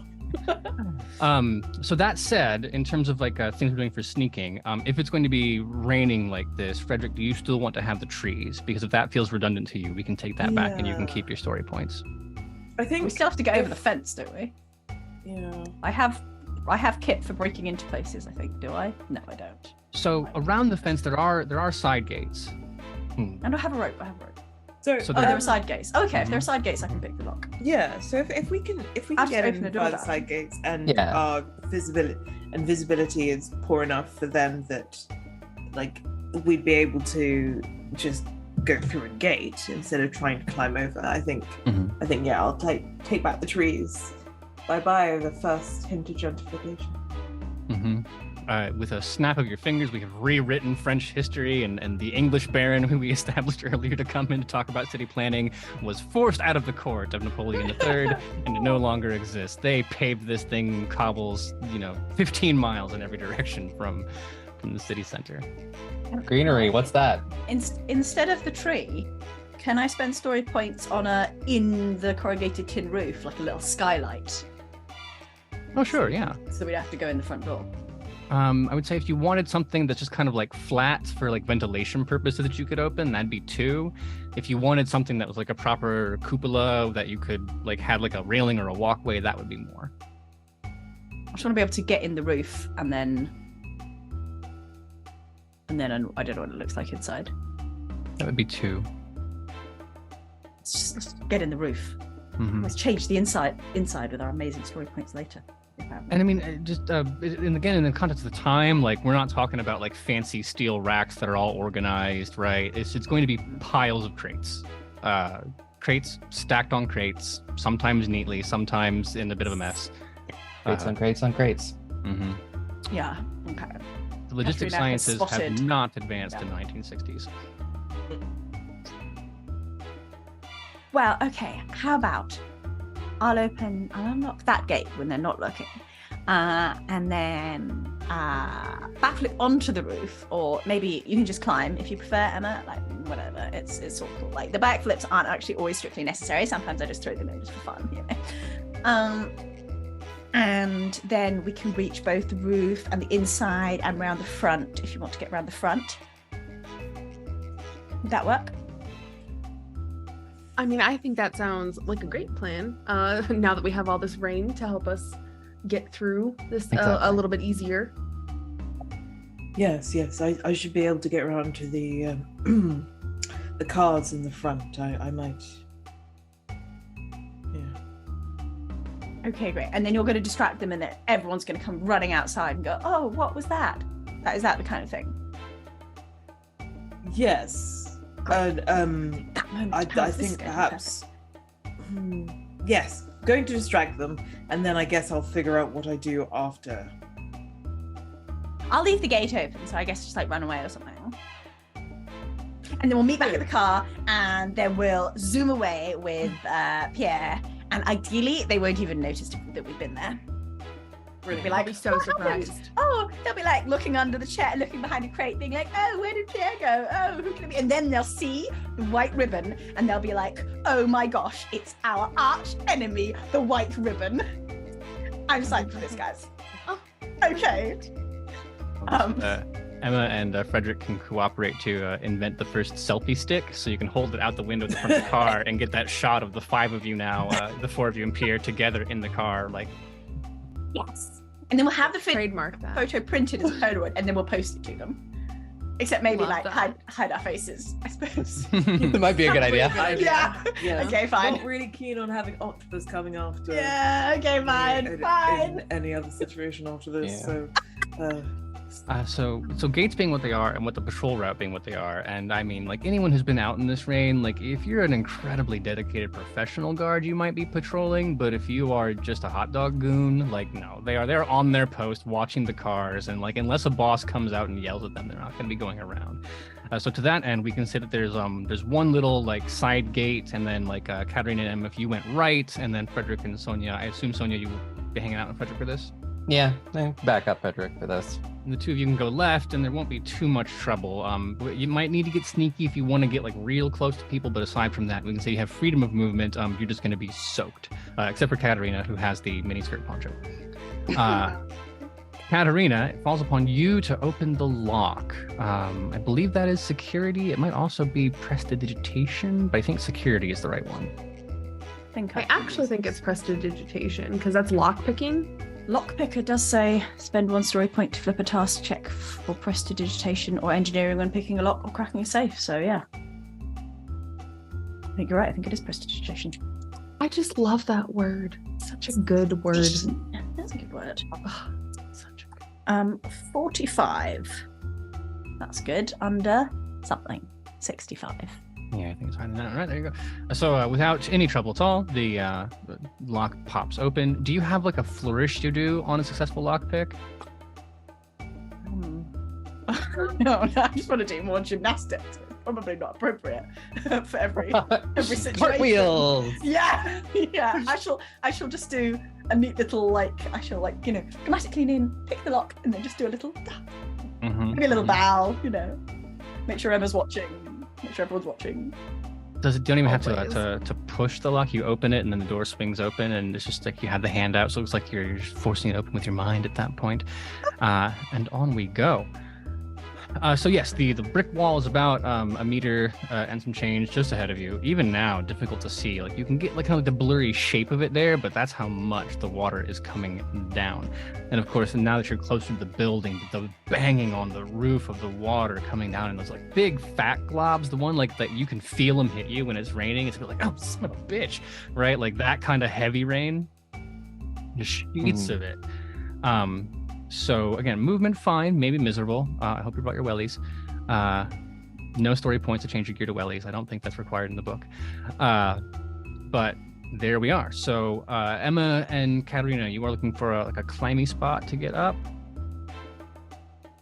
Yeah, if there's like a ladder or something where there's like a ledge that'll make it easier for me to get up, that would be preferable. I'm not even remotely as agile as Kat, so I'm gonna kind of direct like from below and like stay underneath and like a personal trainer. Yeah. Yeah. Be like, keep those arms, keep your form strong, like pointy toes as you lift. It's unhelpful. Climb with your knees, not your back. Oh my goodness. That is all good and well. Then let's just it's raining, so it's not. I have to ask for a check just because it is raining. If you want to make an agility roll, I'll let Katarina do it. Oh, really? Okay. Oh, well, you both great. have to climb up, and it's not going to be much fun if like the very first roll of this heist is Emma falls off the ladder and I'll breaks catch her it. neck. I'm underneath. I'm ready. Don't worry, Emma. I'm right here. It's all good. That it was a 26 under something. Excellent. So, 25. Yeah, no, I think I don't remember when you make a character, your skills are like all 15 unless they are like 45 or 65, and within that, I'm pretty sure I know like which of you has one of those 5 skills that's good. That's excellent. No, because I thought from like maybe a negative 2 pips because you're helping Emma along, but in either case, the roll succeeds, and we can say that both of you make it up onto the roof. Terribly slippery. There is a moment as you're climbing up where like it's a corrugated roof, right? So the water's coming off, and you have that like turn. If you lean too far to the right or the left, it's just like literally a faucet pouring down onto your head. But you manage to scrabble up onto the top of the ledge and find that little cupola as described. It would have a slight overhang, so if you cling kind of close to it, you can keep it out of your eyes. Inside, you see, as previously described, it's like crates stacked on crates stacked on crates. The tallest of them are like 4 or 5 or 6 tall. So you could probably sneak in through this window and then drop down on top of it and then still be 10 or so feet, what is that, 3.5 meters above whoever is on the ground below you. It is very densely packed. So it's not like an open room with crates. It's like a room full of crates that you can kind of squeeze between, like almost calling to mind like a puzzle game, right? Like there's not a whole, it's one of those, can you get all the cars out? And then there's only a little bit of, right? And then flashlight wise, the lights are on, but just like kind of like looking at the heads bobbing around and things like that, you can see that, yeah, there are 6 or so guards around, but in the middle of the warehouse, there is a bit of an open space. If someone were going to be held and wasn't being kept in a shipping crate, that's the only kind of place that you can think of where there would be room and it would make sense for that person to be. As you simmer on the plan after that, we will turn to Frederick and Sonya, who, again, like, at least they get a friggin' overhang to hide under. You are just in the damn rain, beating down, bouncing up off the stones. It's messy. Well, I won't be able to do my father's work, but right, shall we I think that Frederick is going to try and get over to the cars. I guess we've already established.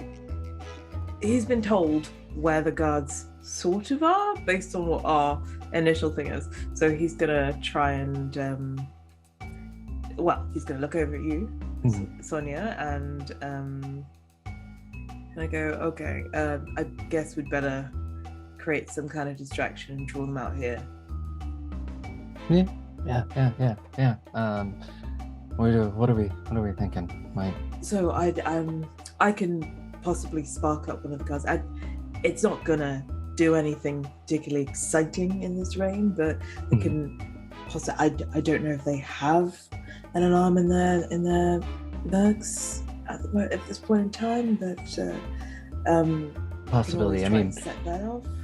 There's a prank that we did once, where if we can get the car unlocked and turn it on, we just put a stone on the gas and then let it go.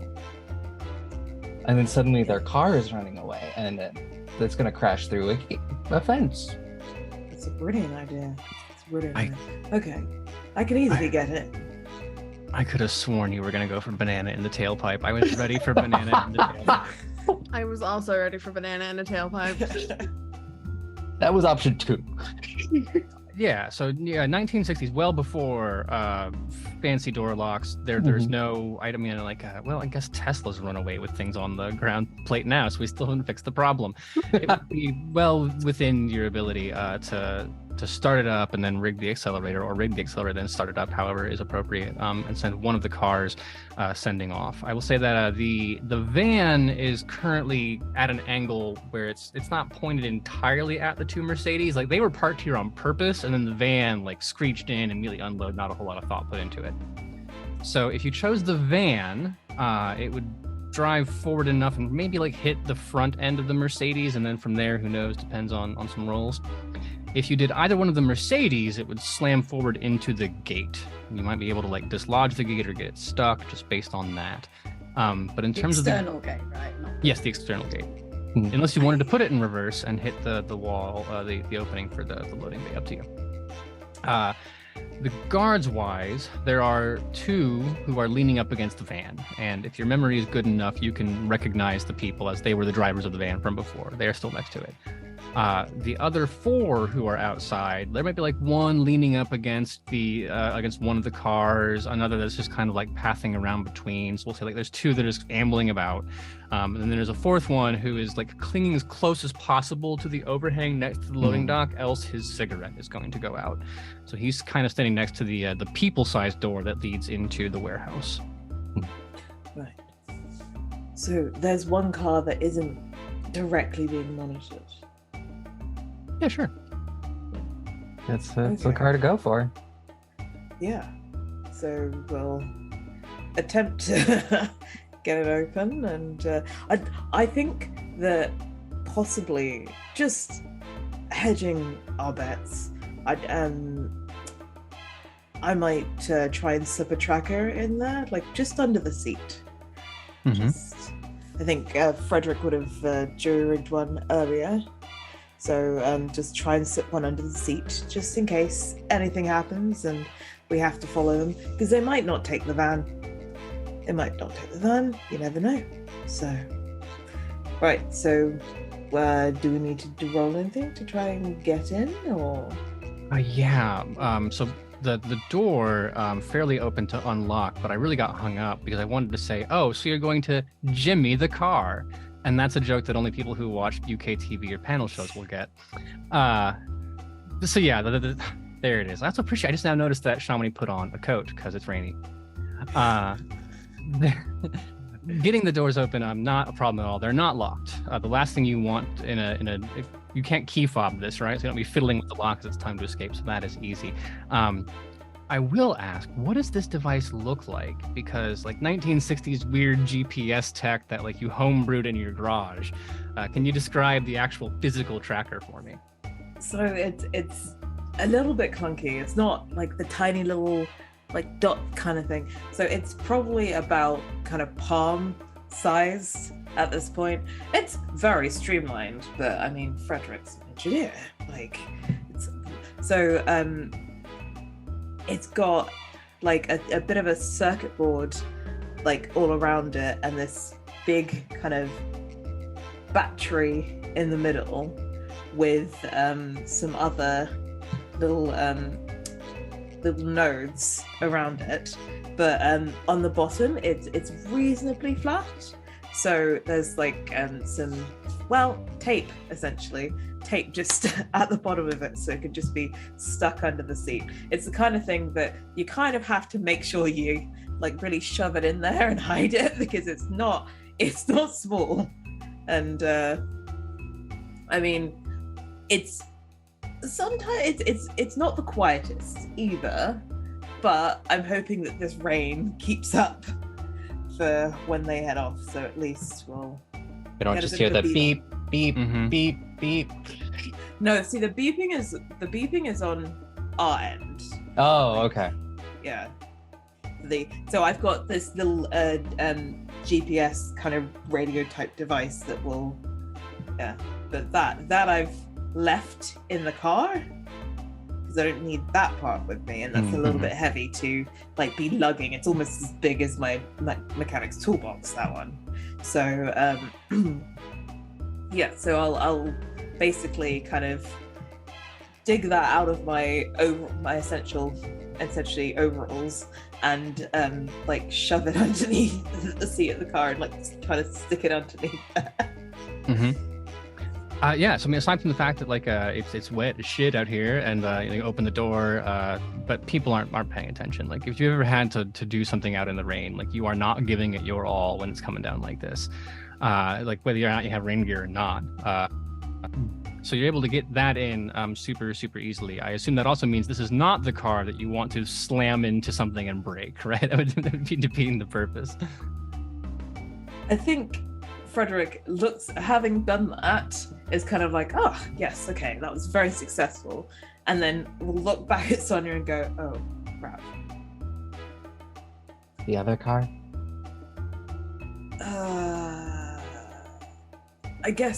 I guess so, yes. Like,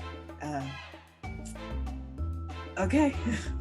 I like this because we're setting up two simultaneous dangerous situations, because in the time that it takes Frederick and Sonya to go about this business, we know that Katarina and Emma have come to the roof of the place and dropped down, and about to drop down, which means that as Frederick goes to set up the car problem with the next vehicle, and we have this moment of maybe we'll be discovered, the same thing is going to, I think, be true in the warehouse as Katarina and Emma stop their scoping out and start engaging. So sorry, I assumed you were gonna like drop down onto one of the crates inside. Was that true?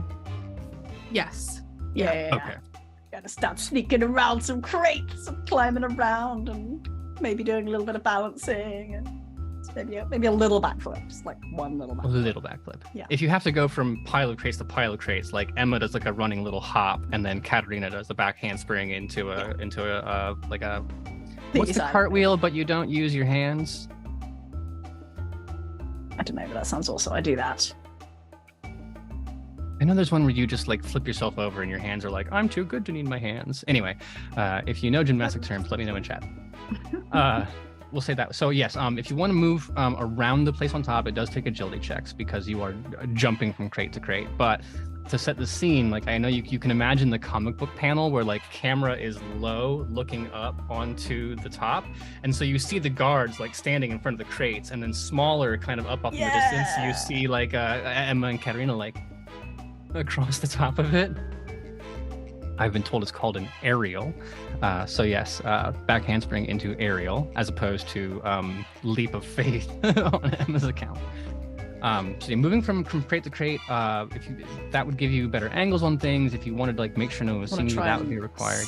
Yeah, I want to try and sneak around, not be seen, and like see what's going on and find Pierre. Okay.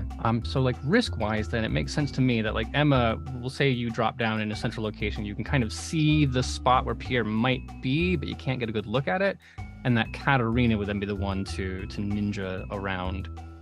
That way you would both be flanking this space, but only one of you has to make the moves. Yeah, let's not be at the same side of things. So then if one person gets seen, the other person is the other side. What I'd like to do is kind of position myself, because like since it's kind of like in a central space, I'm wondering if I can like get to one of the back corners and kind of like wait for Kat to like give me the signal, which like we absolutely have, because you know, like duh, obviously. And then I can try and like cause a little bit of a commotion towards like the back corner, like, so if there's somebody like getting too close to her, if she's like, I need these people that are here to like go away or whatever, because I don't know exactly what they're gonna do up at the front. So like, you know, gotta have my own plans. So like if I can find like a space where there's like a crate that I can like get next to. Let me stop you there, because the tone of the game is not if this thing exists and I have permission. It's I am creating my own. That's true. I'm sorry. Yes. So I find a spot where there's like a crate, like that's maybe like a little bit smaller, and I can like get a little bit of leverage so I can easily push it over. And I'm gonna wait until Kat gives me the signal to cause mayhem if needed. All right. So then, Katarina, it falls upon you to make your handspring into aerial roll. Agility.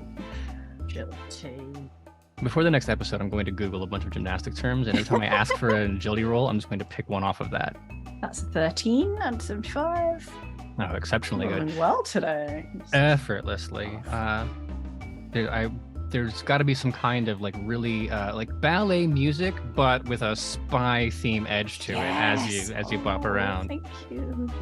Do you feel what we like the da na na na na, but then instead of bump bump, it's like the James Bond orchestra, like bump bump, right? And you make it around. So Kat, from your new position, you can see that yes, there's a chair, very standard like wooden normal chair, with Pierre tied to it, and you can recognize Pierre's face. He's got like a burlap sack or a Hessian sack over his head. Down to his collarbone, so you can't see anything coming out of it. The chair is tipped back just enough because in front of it there is a goon who has like the most sinister long feather you have ever seen, and is rolling it just like super slow up and over the bottom of Pierre's exposed feet, as a woman who's wearing like a black turtleneck, very form-fitting because it's the genre, so you can see not only what she's armed with but also what she's packing, and then like brown, like they're not riding pants but like in that same kind of genre, right? Like kind of like athletic trousers in an era before athletic trousers, right? They're like a khaki color. Also has a holster on. This one, Kat, from your distance, you can see that it is a Walther PPK. So a fairly, not like the biggest pistol in the world, but a very spy-appropriate pistol. And the goons here are holding submachine guns. Not like armed submachine guns, but like in their holster. So you have the woman who's pacing around Pierre, you have the goon at the foot of it, and there's a third goon who's kind of watching the thing, arms crossed, waiting to tell people they're not dressed well enough to get into the club kind of position. The two goons have submachine guns, the woman has a pistol, and of course there's the feather to consider. I would like to be like one kind of level up. Like, so basically I want to be really close. I want to be one level up behind one crate, so that like where I am right now, I'm just gonna wait, and maybe listen, maybe like see if anything happens. But I like can like very quickly just like and jump down and be right there. But for now, I'm just like against the back of a crate.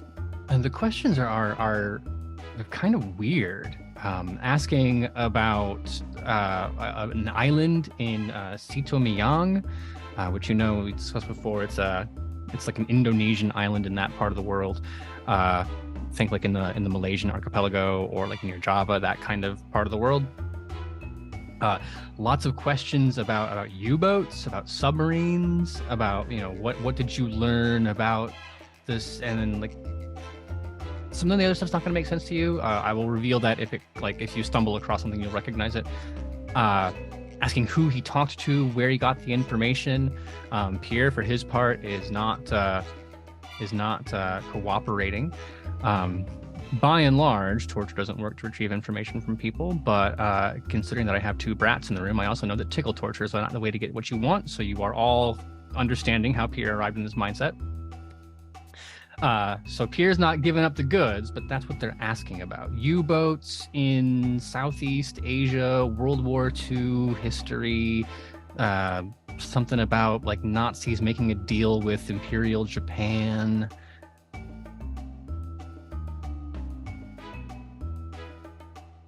Hey, oh man, can I see? I'm gonna look to Emma and like get in a position where I can see Emma, and I'm gonna make the signal. You would definitely have. The signal, yes, but also you definitely have some kind of elaborate ham signal where you can be like to the signals are like overly elaborate. Yeah. Like every signal is just like way more complicated than it needs to be for sure. I feel like it's interpreting dance, like on top of the crate. And every time Emma tries to signal back, I'm like, no, your hand was supposed to be at 40 degrees. Yours was really more 45. I'd like to, so Emma's not getting it right, and so Katarina pulls the guidebook out of the pocket and like flips aggressively to page 47 where it shows the correct gesture. Well, we can answer this. Emma, what's the interpretive dance skill? I will take agility, of course, prestidigitation, obviously, or entertainment, if you have entertainment. Okay. Well, I have prestidigitation, so we're gonna run with that. Because obviously. Absolutely of no consequence mechanically, but just to set the narrative of 14 under 45. Hey! Well, there you go. So Katarina, more than still criticizing, right? Because that is Katarina's nature, that it is not as elegant and as well done, but the information getting communicated. Now, so coming back from that, you said, Katarina, you want to give the signal. So I have 2 important questions. One, what is the signal?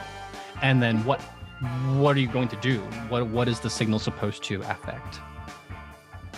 I think the signal is just for some kind of a distraction. I think it's a vague signal that covers lots of different things, different situations. And I think it's a complex sort of series of small moves involving like attempted dance and like tugging on an earlobe. That kind of thing. But it's to be noted, very different from the other interpretive dance moves. So that's how I know that it's the signal. Well, this one has the bit where you tap your nose. Twice, and it has to be on the right, not on the left, because that's the other one. Exactly. Yeah. This is like baseball signals when you're giving instructions to batters or to base runners. All right. So you have received the signal.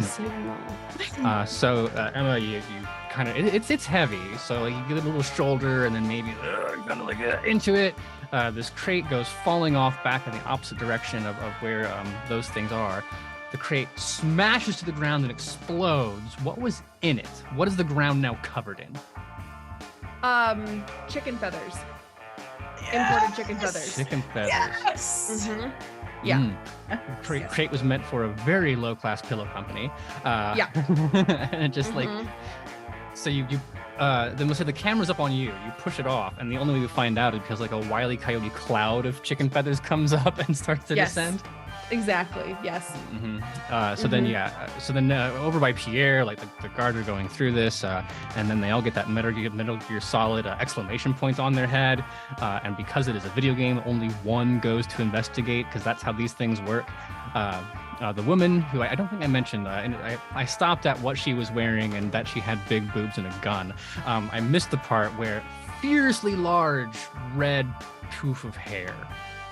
Not like a curly extendo like Miss Frizzle hair, but just like voluminous swooping, like imagine like shampoo commercial red hair. Just like gigantic volumes of it. She barks an order to the person who is not currently tickle torturing, and he starts humbling over in that direction. And he's got that low shoulder, like goon movement, right? Like gun up, all close, tight wound, like a spring that can pop at any moment, like hunking over, like very bouncy walk because like the shoulders don't move. It's just the legs and the neck. And he comes around this corner. So as that happens, Katarina, what is the next move? Oh man, only one of them's gone. I'm kind of thinking that we did discuss them doing a distraction outdoors, but I guess I don't know if that is actually going to happen. So I'm whether waiting for that would be. What I'd like to set up is that I know what you're going to do, and we know what role we need. And then I know what they're going to do, and I know what role. And then we're going to roll at the same time and then see what mess happens simultaneously. So there's basically there's still one lady and one goon with like direct eyes still on Pierre, like right there. I mean, the goon is paying a lot more attention to his feet, so. It's true.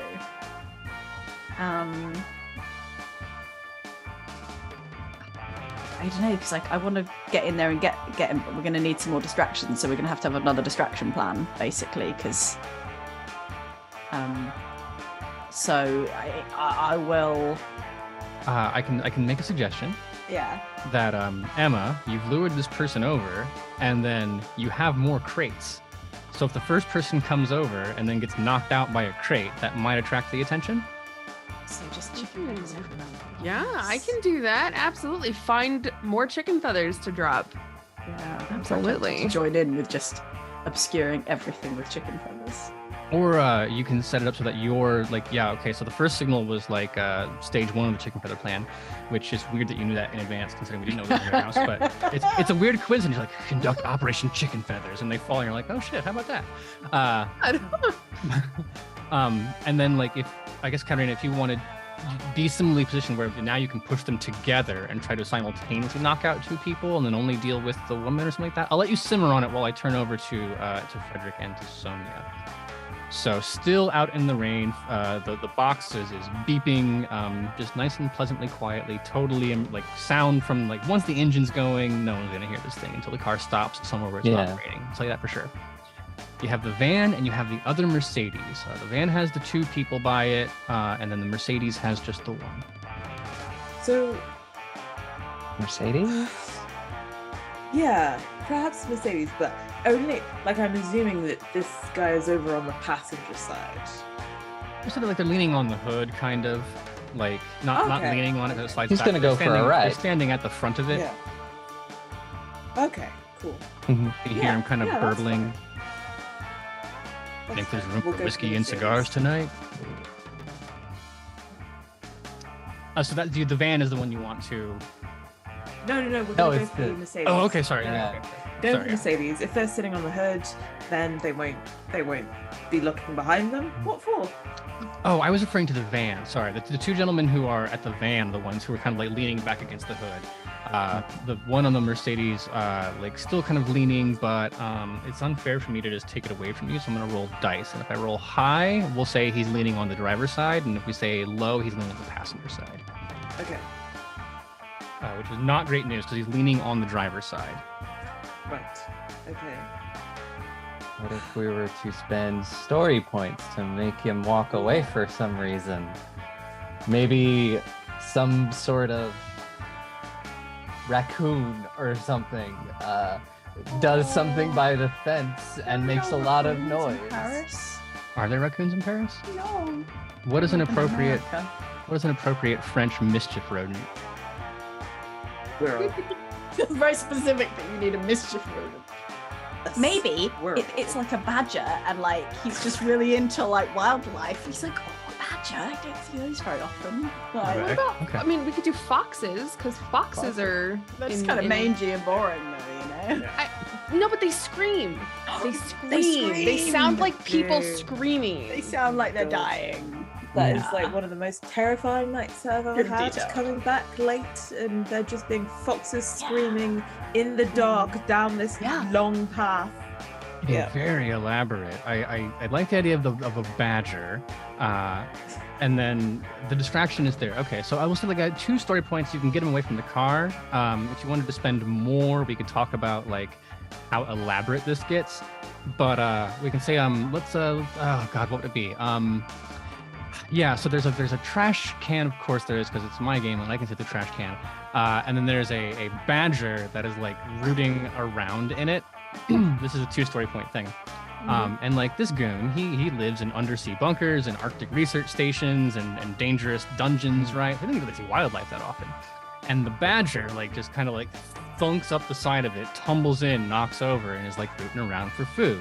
And the guy is like, oh, holy shit, you see a badger? And everyone's like, oh, yeah, badgers. And he's like, oh, no, but he's adorable. Look at that little, like, trash pan is raccoon. So, like, look at this little trash fennec fox. And the guy's like, no, that's another animal, man. That's not how the metaphor works. And he's like, shut up, James. I don't know those kinds of things.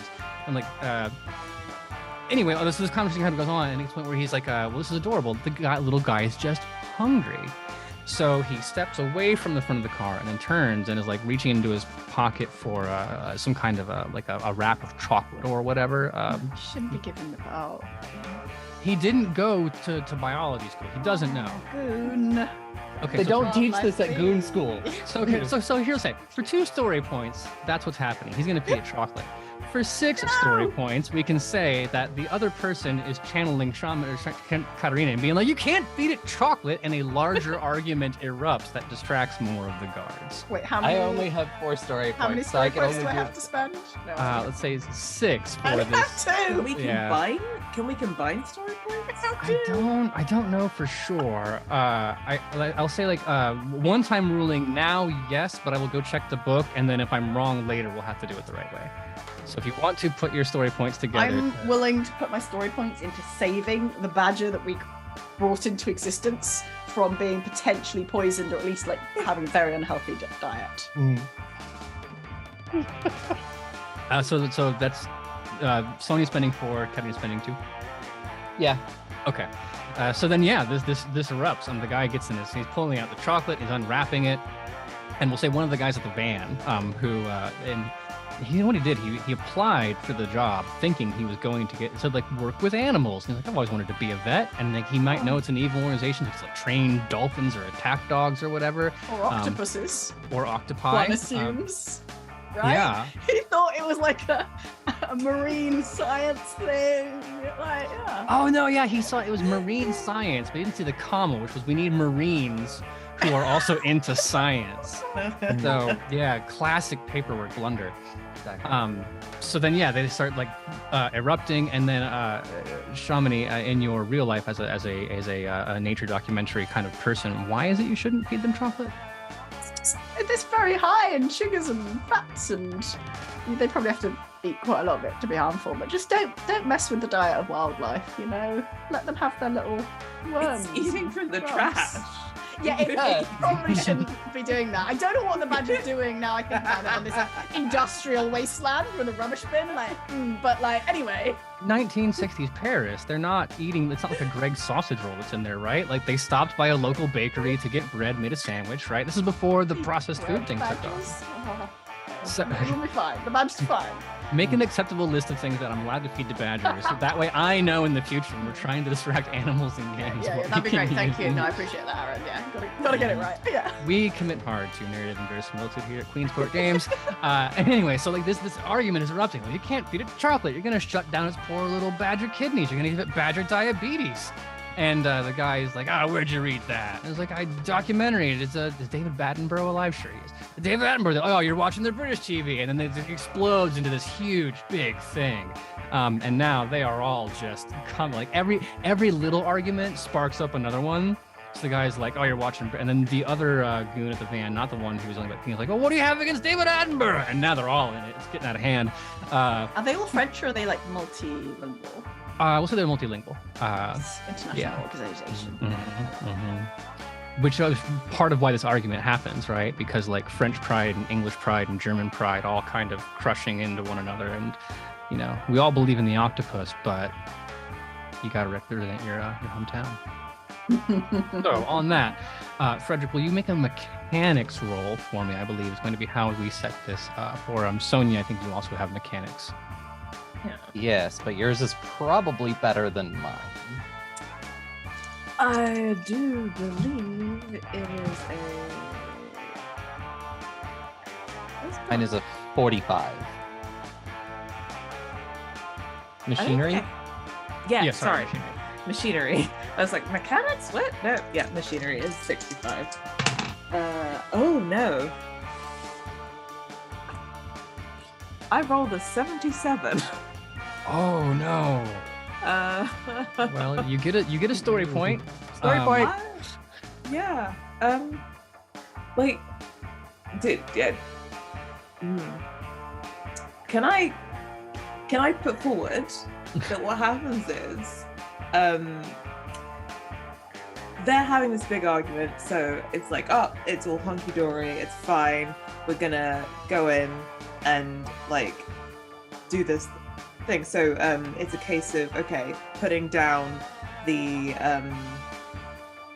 rock on the thing. We've got the door open, everything, and I go to, I have like a wrench or something, I don't know, I thought I might need it, and I also put that down in there, and as the car starts moving, I haven't realised, whilst they're having an argument, one of them has gone to lean on the boot of this car, and I'm like, oh shit, I need to grab my wrench, so I go to grab it and the car moves off. This person falls right flat in front of me as I'm like leaning to get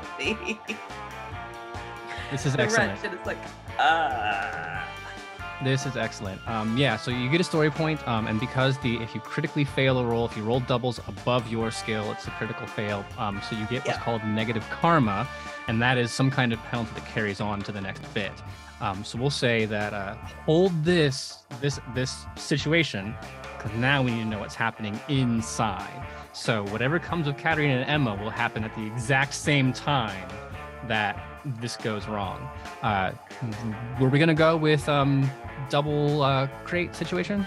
Yeah, I'm gonna reach into a crate first, grab some feathers, and then position myself and 3, 2, 1 it with Emma. But I want my crate to be like right next to Pierre, so that whole area is going to be suddenly full of feathers. I will say that you are on a different pile of crates, so if you want your crate to be full of something else, totally fine by me. Unless if this is weirdly specialized in just chicken feathers, really totally fine. I really like the feathers because they can like fly up into the air, and then everyone's like, I can't see, there's feathers. I'm like, that's so good. That's so good. Warehouse full of chicken feathers. Love Yeah, that. it's so good. Yeah.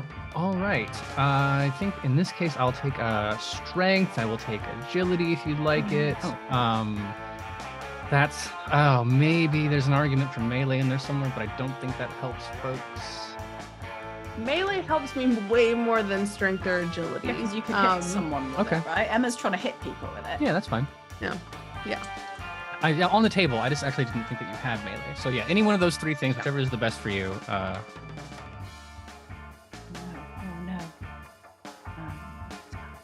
Well, this is upsetting, and I don't have any story points to fix it, so I rolled a 52 over 45. I rolled an 87 over 75 and also do not have any story points. Well, I'll do this for you. Anyone who wants to fail so bad they fall with the crate gets 2 story points. Can I suggest something? Sorry for myself. Can I just sort of assume that it's working and assume that it's going to work? Give it a shove, leap down, throwing more feathers into the air, possibly going, ha! And then just realize that like it's still there, like it just tipped slightly and then tipped back. Absolutely. Like, there's just like a few feathers. Just. Shit. So as a general mechanic in this game, if the players either fail a roll on purpose or like aggravate the failure by putting themselves in a worse position, that's a way for them to generate story points. It's Emma, also you also my complication, if that helps. Oh, this is something special. Well, I mean, I think we're doing it anyway, but my complication... Oh no, this is not the correct complication. Oh no, complication is specifically about pips and things. Okay, never mind. So yeah, in this case, story points for that. Emma, if you would also like to catastrophize the situation for story points, you have that option. Oh, yeah, no, because what happens is mine gets stuck, right? There's like a nail and it gets stuck on the crate next to it. And so I push just a little bit harder because the dude is walking. He's like right there. And I push a little harder. And the problem is when it finally breaks free, I have not completed the push. I am right in the middle of it. And the momentum just takes me forward right over the edge. So as the crate falls and shatters and the feathers come up, I am also now on top of this poor man, assuming it's a man, because it's, I don't know, whatever. And I have fallen on top of him and there are feathers everywhere. But hey, I'm on the ground floor now, so that's fun. And it's probably like a really comfy landing for you both, because you just got like a nice little down layers everywhere. Yeah, exactly. It's very, very, very fluffy. There's only one more thing that I'll add to this, but we'll get the picture all together. So all of you, bless you, are ready to go. Operation coming together. Frederick, accelerator down, reach for wrench, man falls over, and it's just like, do you retrieve the wrench or no?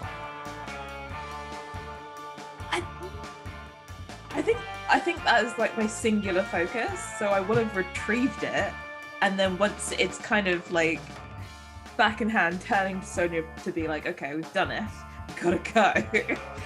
And see this person fall in front of me, and I go, oh. Okay, so you have the wrench in hand, and then he's like stumble splayed out, looking up at you.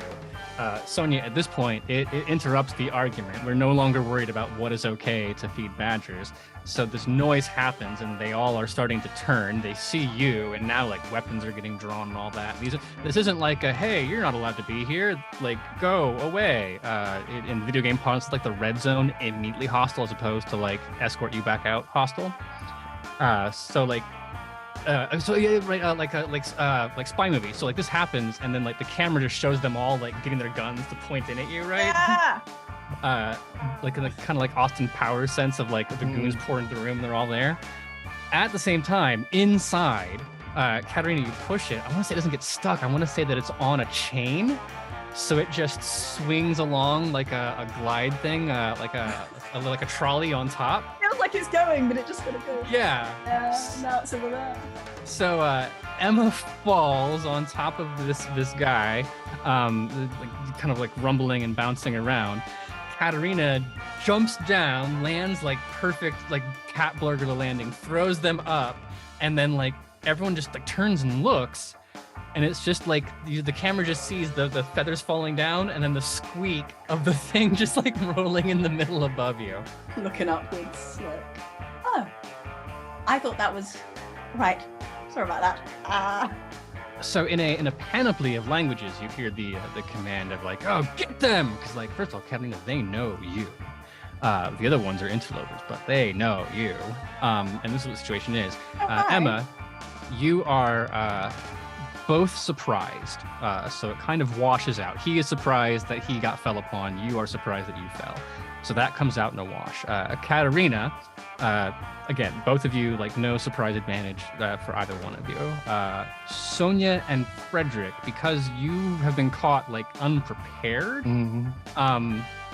it's going to be an initiative penalty that they will get to go first. So bad karma, this is the penalty means you get 0 initiative, Frederick. You're going to go last no matter what else happens.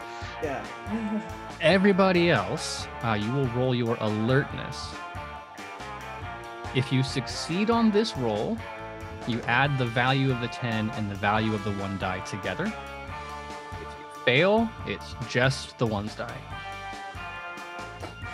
6. So like I was bound to fail this anyways.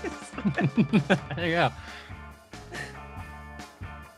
you I failed. I got a 70 over 65. go. 0.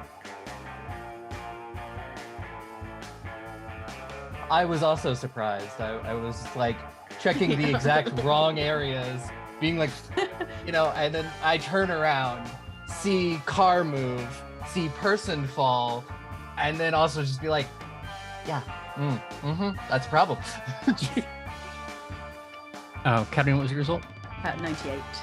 98. Okay, so I got an 8. I got a 6 from V. Fairly low. It all doesn't really matter because on them I rolled a 17. So the same word we talked about. Emma, you've got like again 2 hot dog goon. He's there, like he's landed upon you. He can't quite reach his pistol, and also that would be very, very weird. But he can reach his 2 gigantic ham fists.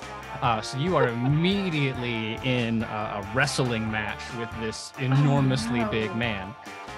He is going to attempt to punch you. No! That's my jealous. Rolls a 69, which is nice, but not below his score. So he does not do damage there. Like you just still like hand first, like going to punch you, hits feathers, those pop up, etc. Oh, what was that, Frederick? No, it was a terrible joke. Oh, I was just saying, is that how Emma landed?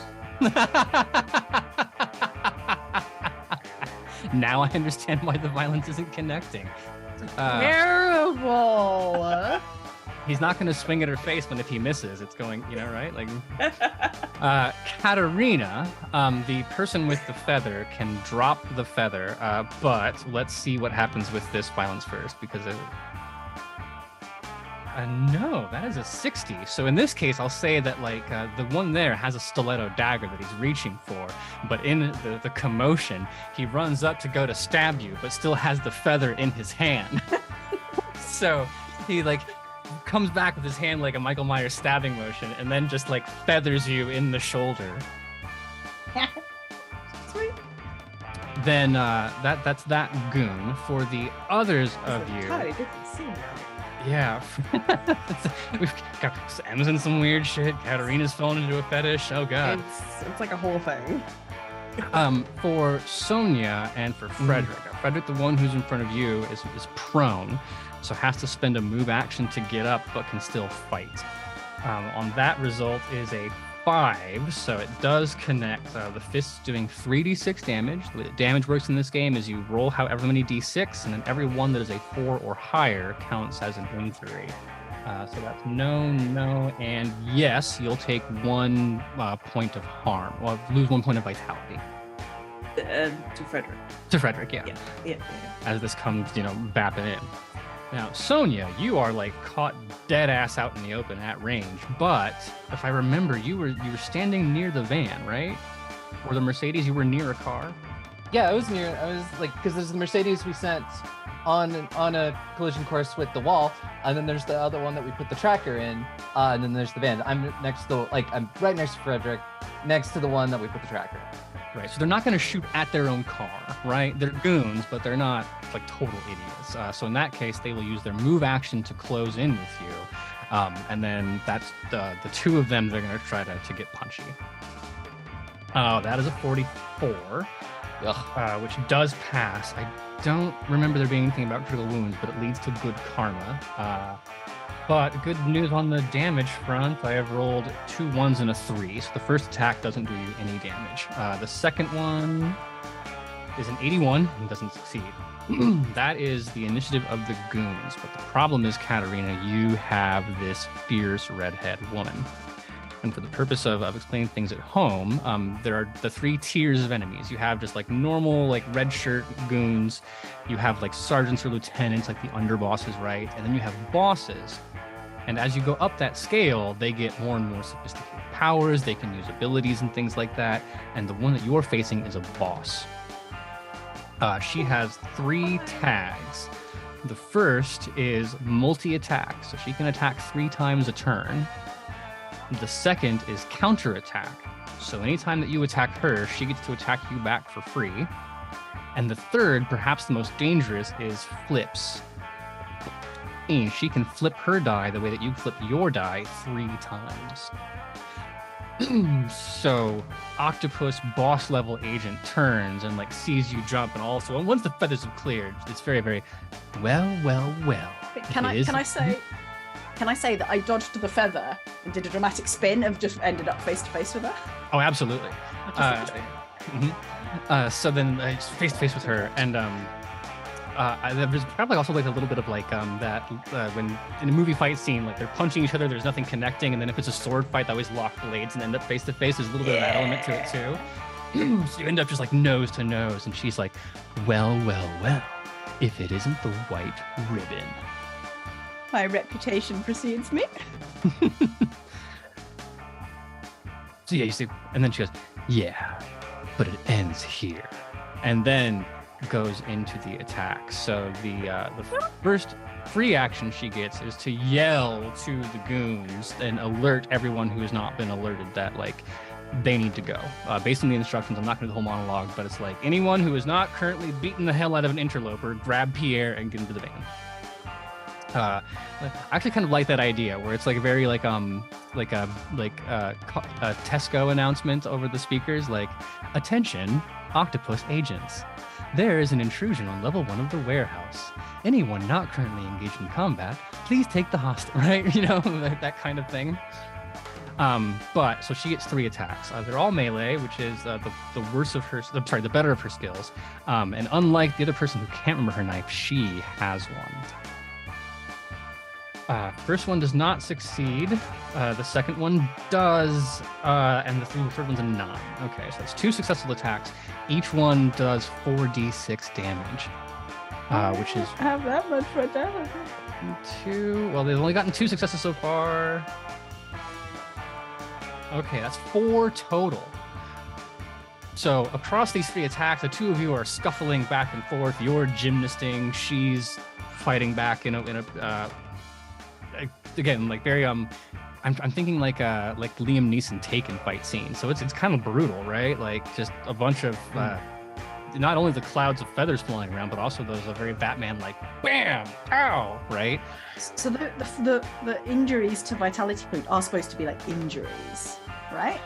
So there's 3 kind of ways to do it. If you're just taking vitality points, it's like Bruce Willis in Die Hard, where like gets bloodied but is still completely functional, right? Okay. As a player character, anytime you take damage, you can say, no, I don't, and become wounded instead. And then that's like, I got, that's when I got shot in the shoulder, I can continue action moving, and I got shot in the gut, and now that thing's actually have affected me.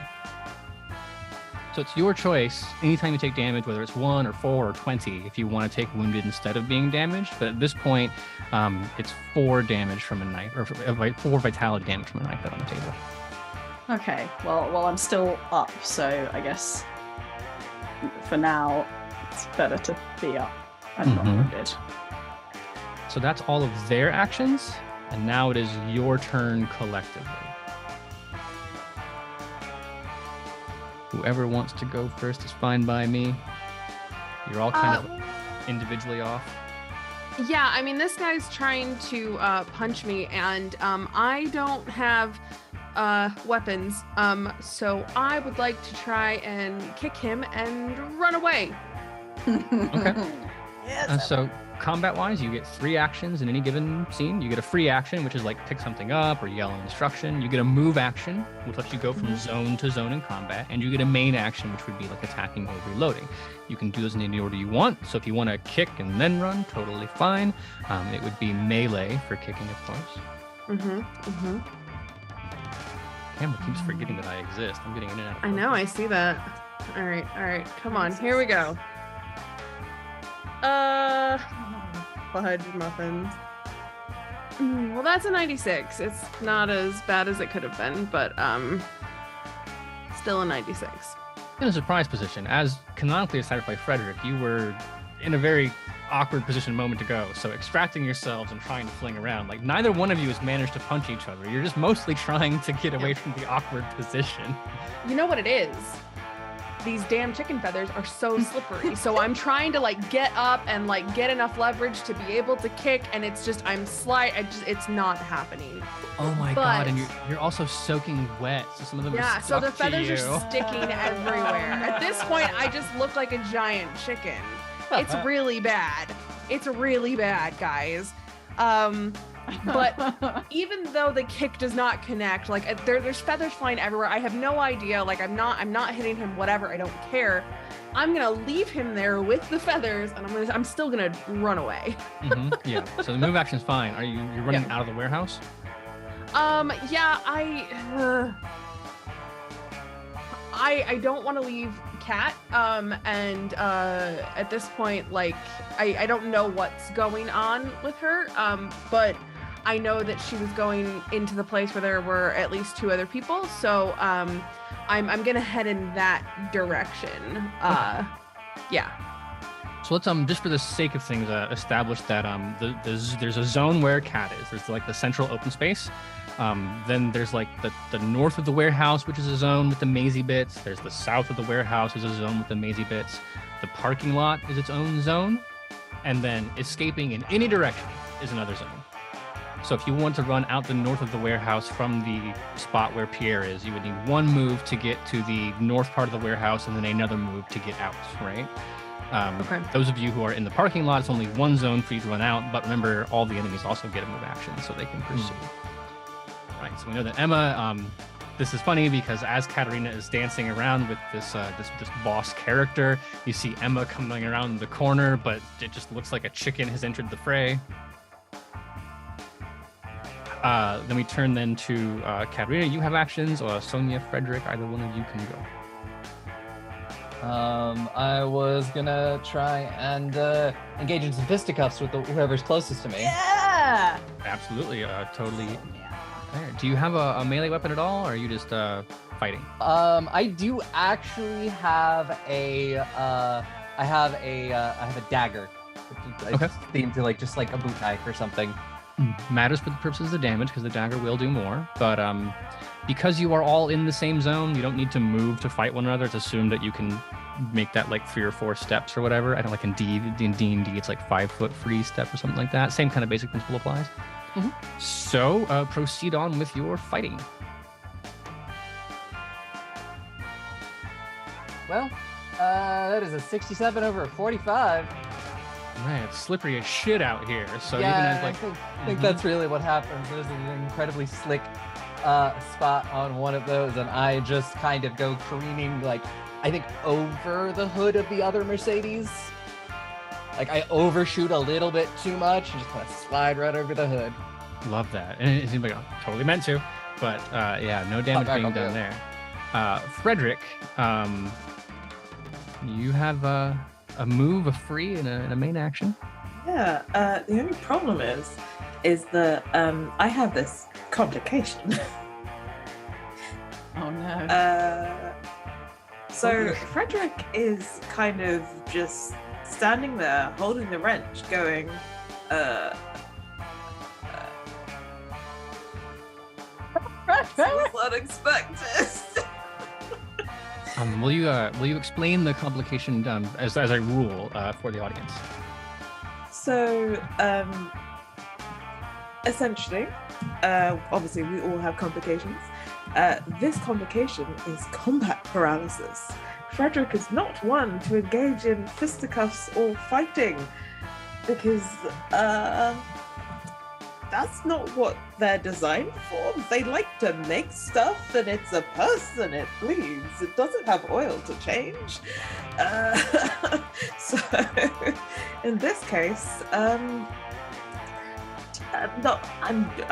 forfeiting these actions for this turn, and in lieu of story points, maybe. If I understand it correctly, you can take yourself out of a turn and get some story points, or you can take yourself out of the scene completely and get a lot more. I can look in the book. I want to say it's 2 and it's 6, but it's also possible that I've just got those 2 numbers in my head permanently. That is definitely the case. That you get more if you 3 points for making a task seem more difficult, or failing a successful task, or taking a condition. 6 points if you write yourself out of a scene altogether.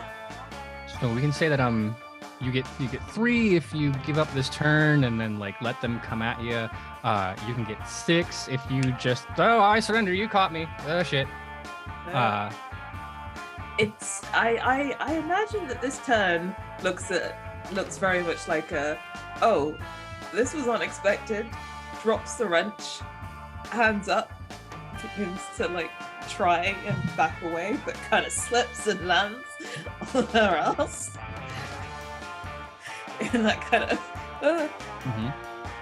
So do you want the 3 just for now, or do you want the 6 for being done? I'll pick the 6. Okay. I think I'm out. So then as we see the camera shows it's panning, right? We'll have like an action cam, so like you imagine a camera with a steady cam who's following Sonya as she runs forward, and then that like swing misses and it slides across, and then Sonya ends up kind of like on her ass, but like in the same shot as Frederick, who is now like got this hot dog man like staring down and like getting ready to haul them up to their feet and process a prisoner in whatever sense. All of that happening, Katarina face to face with the left hand of the octopus, the second left hand, not the third left hand, because octopus, lots of hands, but boss figure of the agency that hates you and you hate them. And Katarina is really excited right now because they know who she is, and she matters. Like this, I don't know. This is she's just feeling really good about herself. And I am going to basically, I want to do some really freaking impressive gymnastics to escape from this situation, but I'm gonna invoke my overconfident complication and take -2 pips to acrobatics. Okay. So in terms of mechanics, you're not going to attack? For the rest of the scene, no, I'm trying to dodge away. Okay, so if you want to move, if you as your main action, you can do a double move. So instead of moving 1 zone, you could move 2, which means if you succeeded on whatever check came next, you could be totally free and clear of the room. Awesome. But it'd be agility to dodge incoming attacks, to keep your footing on top of all the feathers that are everywhere, and make it out. But if you succeeded in that agility test, then you would be free to say, I am now outside the warehouse, northeast or west, because south of the parking lot. If I invoke my complication, and therefore I'm taking -2 pips to that, would that cancel out my acrobat ability, which I have been forgetting to use, which is +2 pips and use story points to flip things and stuff? It wouldn't cancel it out in that you wouldn't be able to use it. We would end up in a situation where you get -2 pips for overconfident, but then +2 pips for acrobat, and you'd be at a normal roll. And then if you do fail and need to flip it, you can still use story points to activate the acrobat ability. Okay, cool. Okay, right. In that case, I'm going to try and do... Yeah, basically, I just want to overconfidently do an overly showy series of flips away. Why escape just by running when you can escape by doing Yeah, Emma might be looking. The chicken. Is the chicken looking? This could go in the... Oh. That was a 91. What does that mean? It's not great. No, if you have story points, you can spend 2 to flip it to a 19 and succeed. Else there will be some kind of complication that comes. Okay, yes, and then I'll use 2 story points. Okay. Yeah. Okay, I'll use 3 story points to flip that to a 19. Okay. So in that case, then you've succeeded. You get to make 2 move actions. You can leave the warehouse completely if you'd like, or you can be in the parking lot. Those are kind of the areas you can reach. You can escape the warehouse entirely. No one's going to be chasing you. They just want to get out with Pierre. Or you can join what's going on in the front. I will go to the front, given that we haven't heard anything. We haven't heard any of the noises, right? Mm-hmm. So I mean, there's kerfuffle going on everywhere, so that's true. And it's raining because of the loudness of the rain. I'll go up to the front. I'll give you the benefit of the doubt and say that you're not charging out the front door, that you're coming down that side path. So if you get there and you see that they are being there's still fighting going on. Wait, I can't leave Emma because Emma's a chicken. Can I use one of my movements to do a flip, and then the second bit of my movement, can I like, I don't know, donate it to Emma or slow us down so we're both? No, it's gonna be your moves will be your moves, because I mean, so like thinking cinematically, right? Like, Yeah. how are you going to like backflip harder to help Emma backflip, right? Like Backflip solve everything. Okay, in that case, I will backflip. Okay, in that case, I'm not going to leave. I'm going to backflip round a crate so that I'm away from the lady. So she's like, oh, where have I gone? Oh, I've disappeared. And then I'm going to backflip back out again, but in front of Emma, and say, shall we go? Please. And I'm going to basically put myself... I didn't hear V's. You said, "Can we go?" and V said something, but I didn't hear it. Oh, I just said please. Oh, okay. Just like a really sad, like I am just a sad chicken feather covered girl right now. Just please get me out of here. I'm cold. I'm covered in feathers. Please can we go? And I'm going to just put myself in front of Emma and any, folks who might be looking, so that Emma has more time to climb up, run out, whatever it is. Mm-hmm. If you're only doing the one move action, you still have a regular action if you want to punch a goon, if you want to punch your arch nemesis, or if you want to... Can I use that action to be some sort of like holding defense thing? Yeah, you can hold it. Yeah. So basically, yeah, I'm basically want to, like, the next person who tries to get Emma, as she's trying to get out, I will try and get him. Okay. So Frederick in the process of surrendering, Sonya in a bit of a scuffle, sliding across the roof with this, Emma covered in chicken, essentially zone-wise pinned between the goon who she is intimately familiar with at this point in time, and then the tickler and the boss character. So goes to their actions now. Frederick, the one who is above you, is going to try to subdue you. I guess you can go willingly, or we can have him just beat you until you go along with it. I think it's going to be willing. It's very much like the previous 1-2 punch the last time was enough for me.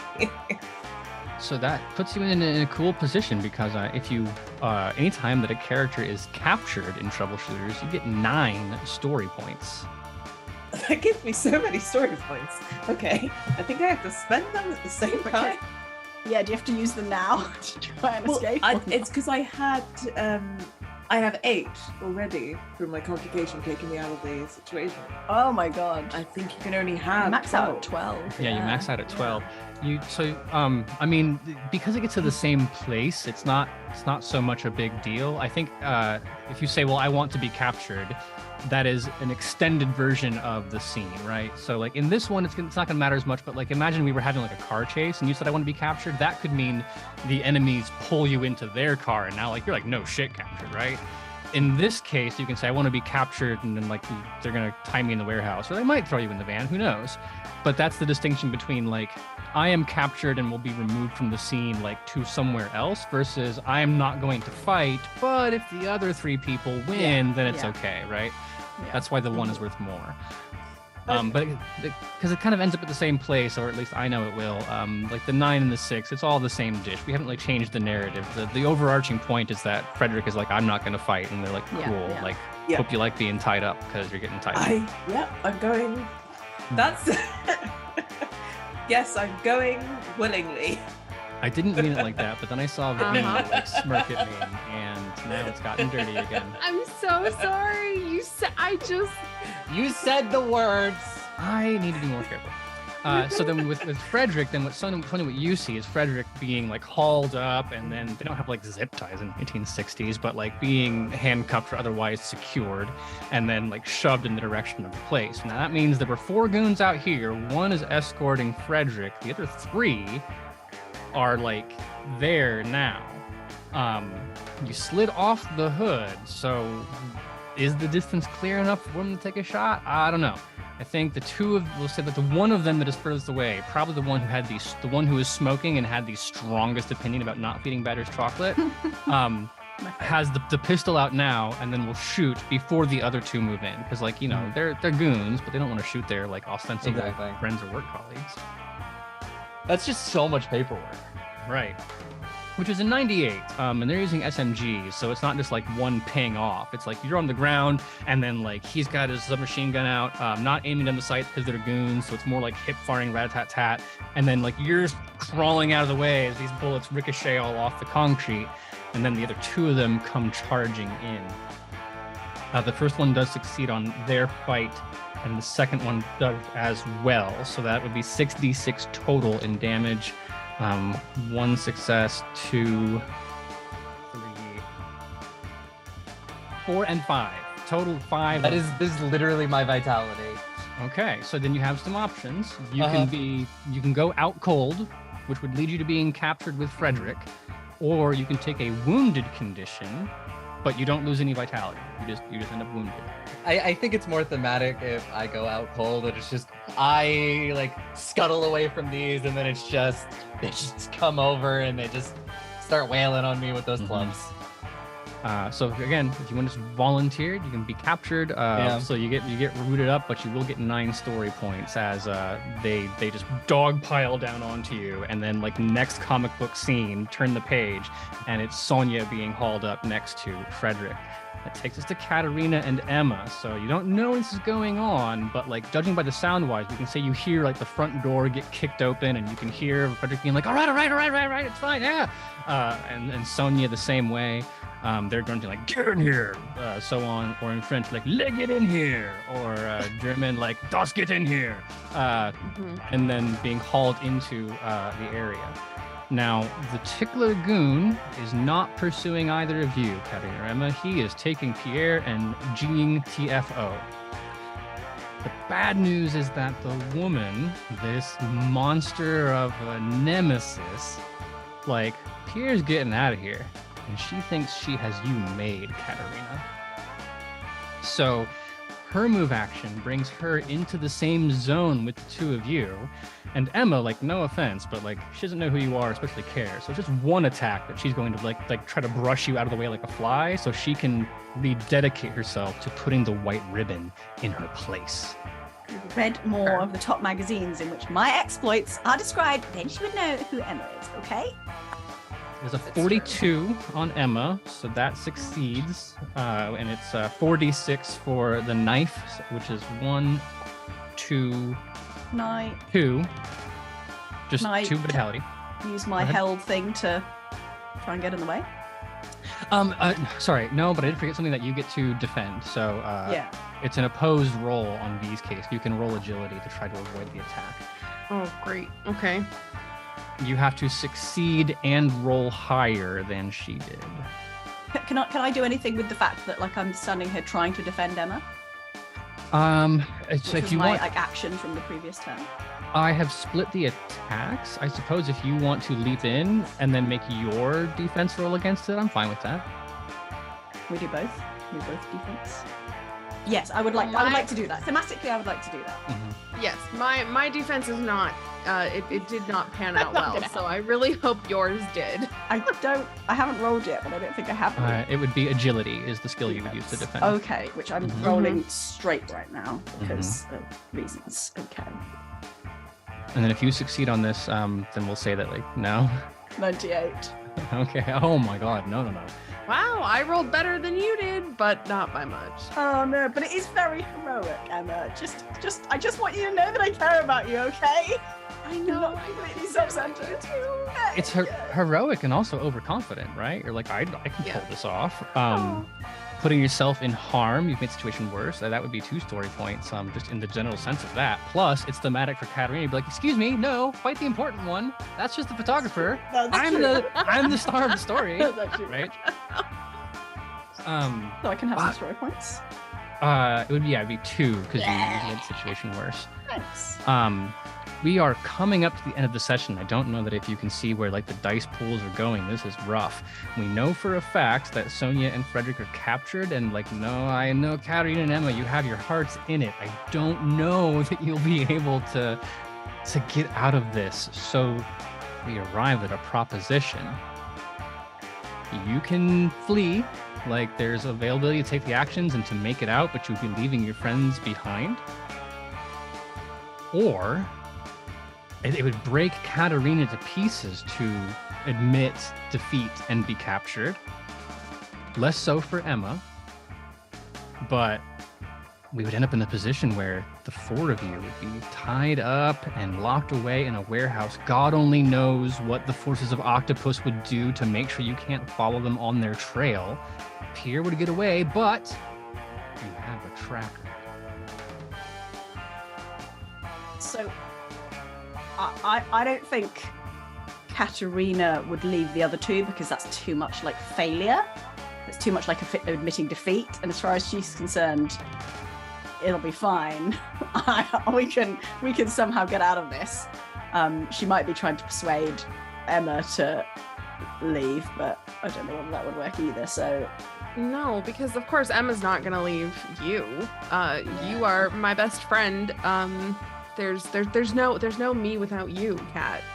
So of course, no, would have to stay.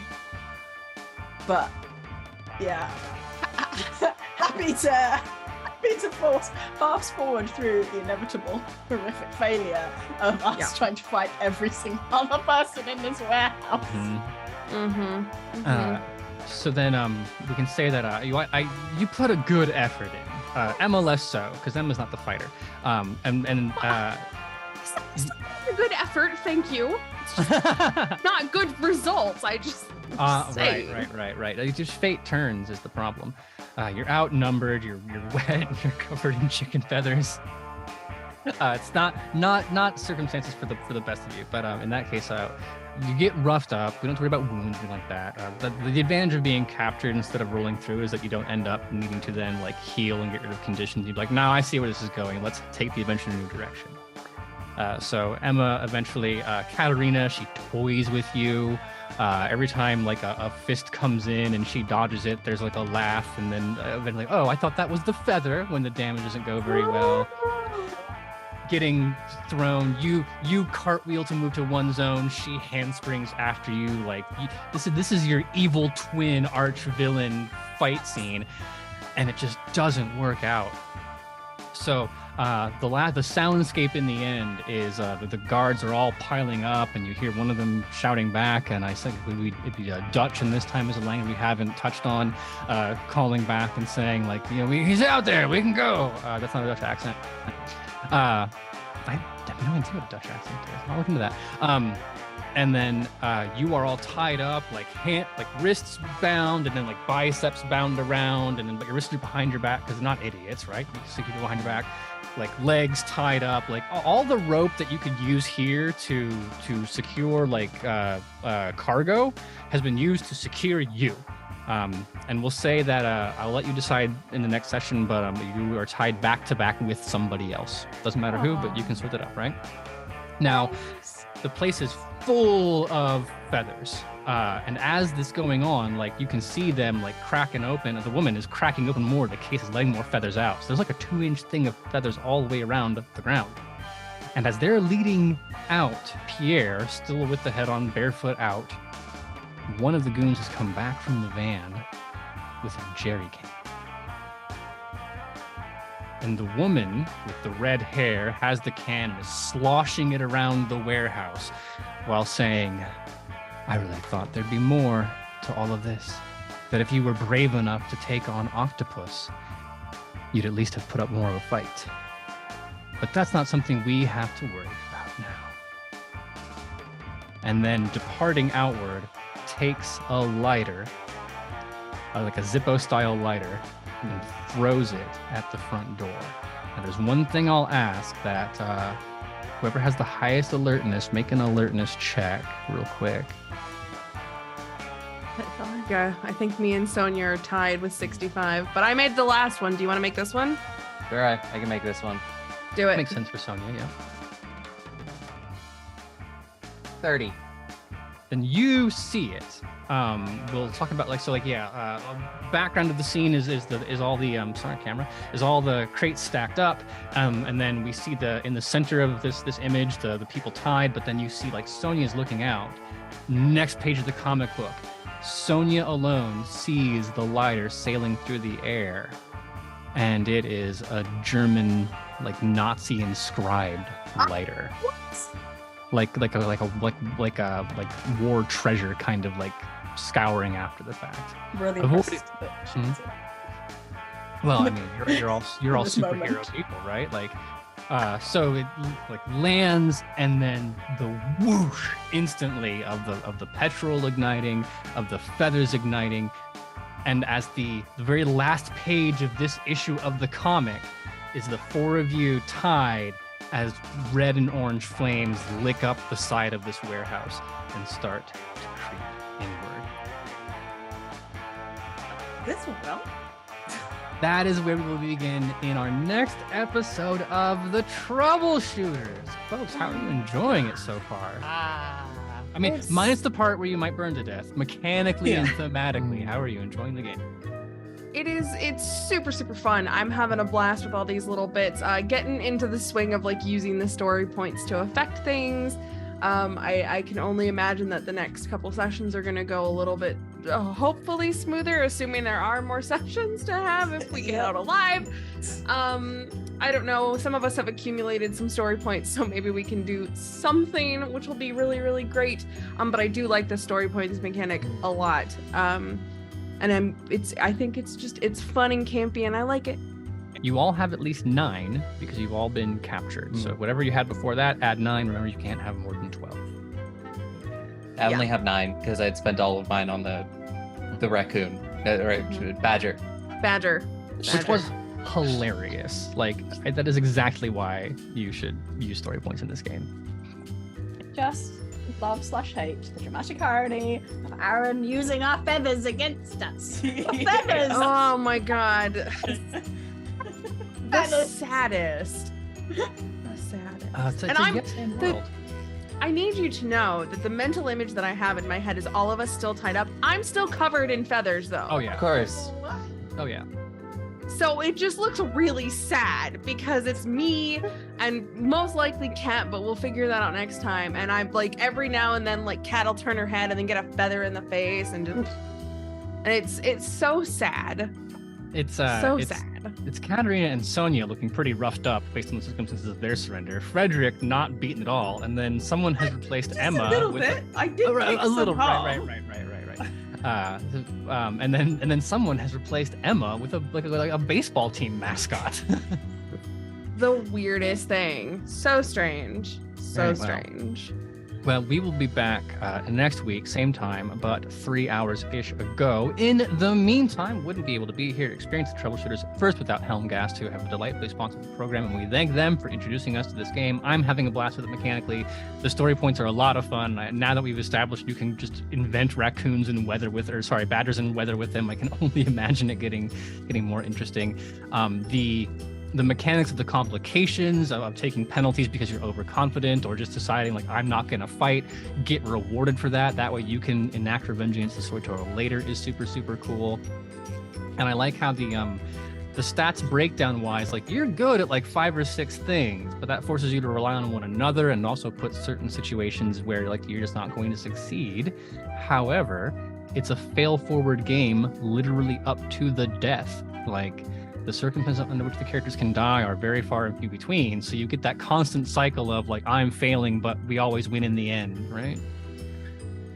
Well, all of that said, you have to wait a week to see more of us, but that might not be the same for other people because tonight I have been joined first and foremost by the art czar of the court as Emma Beck, journalist/chicken, V. V, if people want to see more of you, more of your art, more of your efforts, where can they do it? Hiya, folks. Thanks for watching tonight. It was super, super fun. I'm so sorry that I am currently a foul. You can find me on Twitter at V is for Vampire because my name is V and I like vampires. But you can also see me doing pretty much everything over here at Queen's Court Games. I'm on a lot of stuff, not everything, but most things. If you like the art, it's mine. If you like the branding, it's mine. If you don't like the art, maybe it's Aaron's. Who knows? But if you want to see more art, I do post art on Twitter, but I also have art that goes up on the Queen's Court Games Patreon every month, just for patrons. It is fun. It is amazing. You can start subscribing to our Patreon for as low as $5. You get a cool pin that I designed. So, I mean, Patreon, awesome place. But yeah, that's me. Also here with us today, making games look good because she's in them, making them sound good because she's our audio engineer. As Sonya Volkov, race car driver, it is Aubrey. Aubrey, if people want to see the things that you are up to and working on, where can they go? Well, you can find me everywhere on the internet at Mad Queen Cosplay, and if you enjoy what I do here and want to see me in the GM chair, go over to Goblets and Gaze. We are wrapping up our final season of our very first campaign. It is a wild time, lots of deicide. You can also catch me over on Wayfarer, over on Hallowed Haven Studios, as part of their Hunter the Reckoning game. And you can catch me over on Ash and Snow by Scald's Tale. That should be releasing every Friday, I believe. And here's some more Pathfinder goodness. But yeah, other than that, here doing a lot of things on camera and not on camera. Of course, it wouldn't be a globe-trotting spy adventure of Franco-Belgian roots if we didn't include two people from across the pond. We don't have friends in France. If you'd like to be our friend in France so you can be in this game next time, send us a message. In the meantime, we are happy to have had both of our guests, I should say, across the pond and into our hearts. First of all, joining us for the second time, recurring guest. We don't have you on enough, but after the dare and now this, I hope you can be a recurring guest. They are Frederick, Dejardin. It is Lola. Lola, if people want to see more of what you're up to, where can they find you? Where can they go? You can find me on the Twitter at Third Fault Yarns, where I do TTRPG stuff and yarn stuff pretty much everywhere. But to watch me in anything, you can catch some of my previous shows, and that would be finishing off a Kids and Bikes game, a series of determined events with the Nameless Domain and Prayers and Static. And you can also check out the previous Nameless Domain production that happened on the summer solstice of Midsummer Night's Dream, where I played your generally pretty awful gentleman, your Demetrius, and your Philostrate, and I guess a very down-to-earth Peter Quince. Nameless Domain is doing excellent work, in part because you're on it, but in general, there's a really good team there that is working hard on making content. I'm a big fan of their work. Also, a big fan of the work coming off of our next guest. In real life and in our games, teaching people what you should and should not feed badgers. But if you like that kind of science stuff mixed with more role-playing, you should go to the RP Geeks, where Shamini, coming to us as Katarina, is mostly there all the time doing the hard work of making sure people can stay entertained and educated. Shamini, tell us about the Geeks, tell us about what else you're up to, tell us where we can find all that information. So much information is out there. Some of it is sciencey. It's very exciting. You can follow me at sbundell on Twitter or Instagram, and the RP Geeks are at RP Geeks D&D across the internet. We stream on Twitch on Mondays, and check out our YouTube channel if you missed the View Scream one-shot that Aaron GM'd for us, which was super good. And also, you're doing a Starfinder campaign now, right? We're currently, we're like a few episodes into this new Starfinder campaign, and every so often we just have a break from the campaign and we go like, so the science is happening, guys, we're talking about science, because we're massive nerds. It was delightful. The last one I think was about how memories are formed and how to like gaslight people into believing things that aren't true. Yeah, it wasn't an instructional manual. We're not encouraging this, but it is fascinating how you can give someone a completely false memory. And we did go into the techniques, but don't do that, please. Oh no. Ton of fun to watch. I show up all the time, and I said this on the channel at the time. I watch like 3 actual play shows, and one of his name is Domain, and the other one is RP Geeks. So Really appreciate it, Aaron. really great stuff going on there. If you want to find more things that I am in, just do it here. Honest to God, I'm pretty boring on Twitter unless like I'm on some shit and writing an essay or something, but that's kind of far and few between. If you want to know what I'm doing, it will come here first, or a glorious person who's invited me to show up will go. Regardless, both of those things will happen on Twitter at Aaron and Words or at Queen's Court RPG for projects that go here. V talked about it, but I'm going to say it again. You can, for only $5, get more of this, because in addition to the art that V puts up and the amazing pin that V designed and I sometimes remember to mail out, you get access to more games that only patrons can see. You get early access to the All Night Society. You get a customized single, like from one of our games, V draws an entire postcard. Hello, welcome to the warehouse that's on fire. Could be the postcard that comes out this month, and you can only get it by giving us $5. Further up, you can be invited to games that we run for you. We are doing a mothership game coming up quite soon that we're gonna have a couple patrons play in. And also, if we're testing a game or working on a new system, we'll put that out for patrons as well.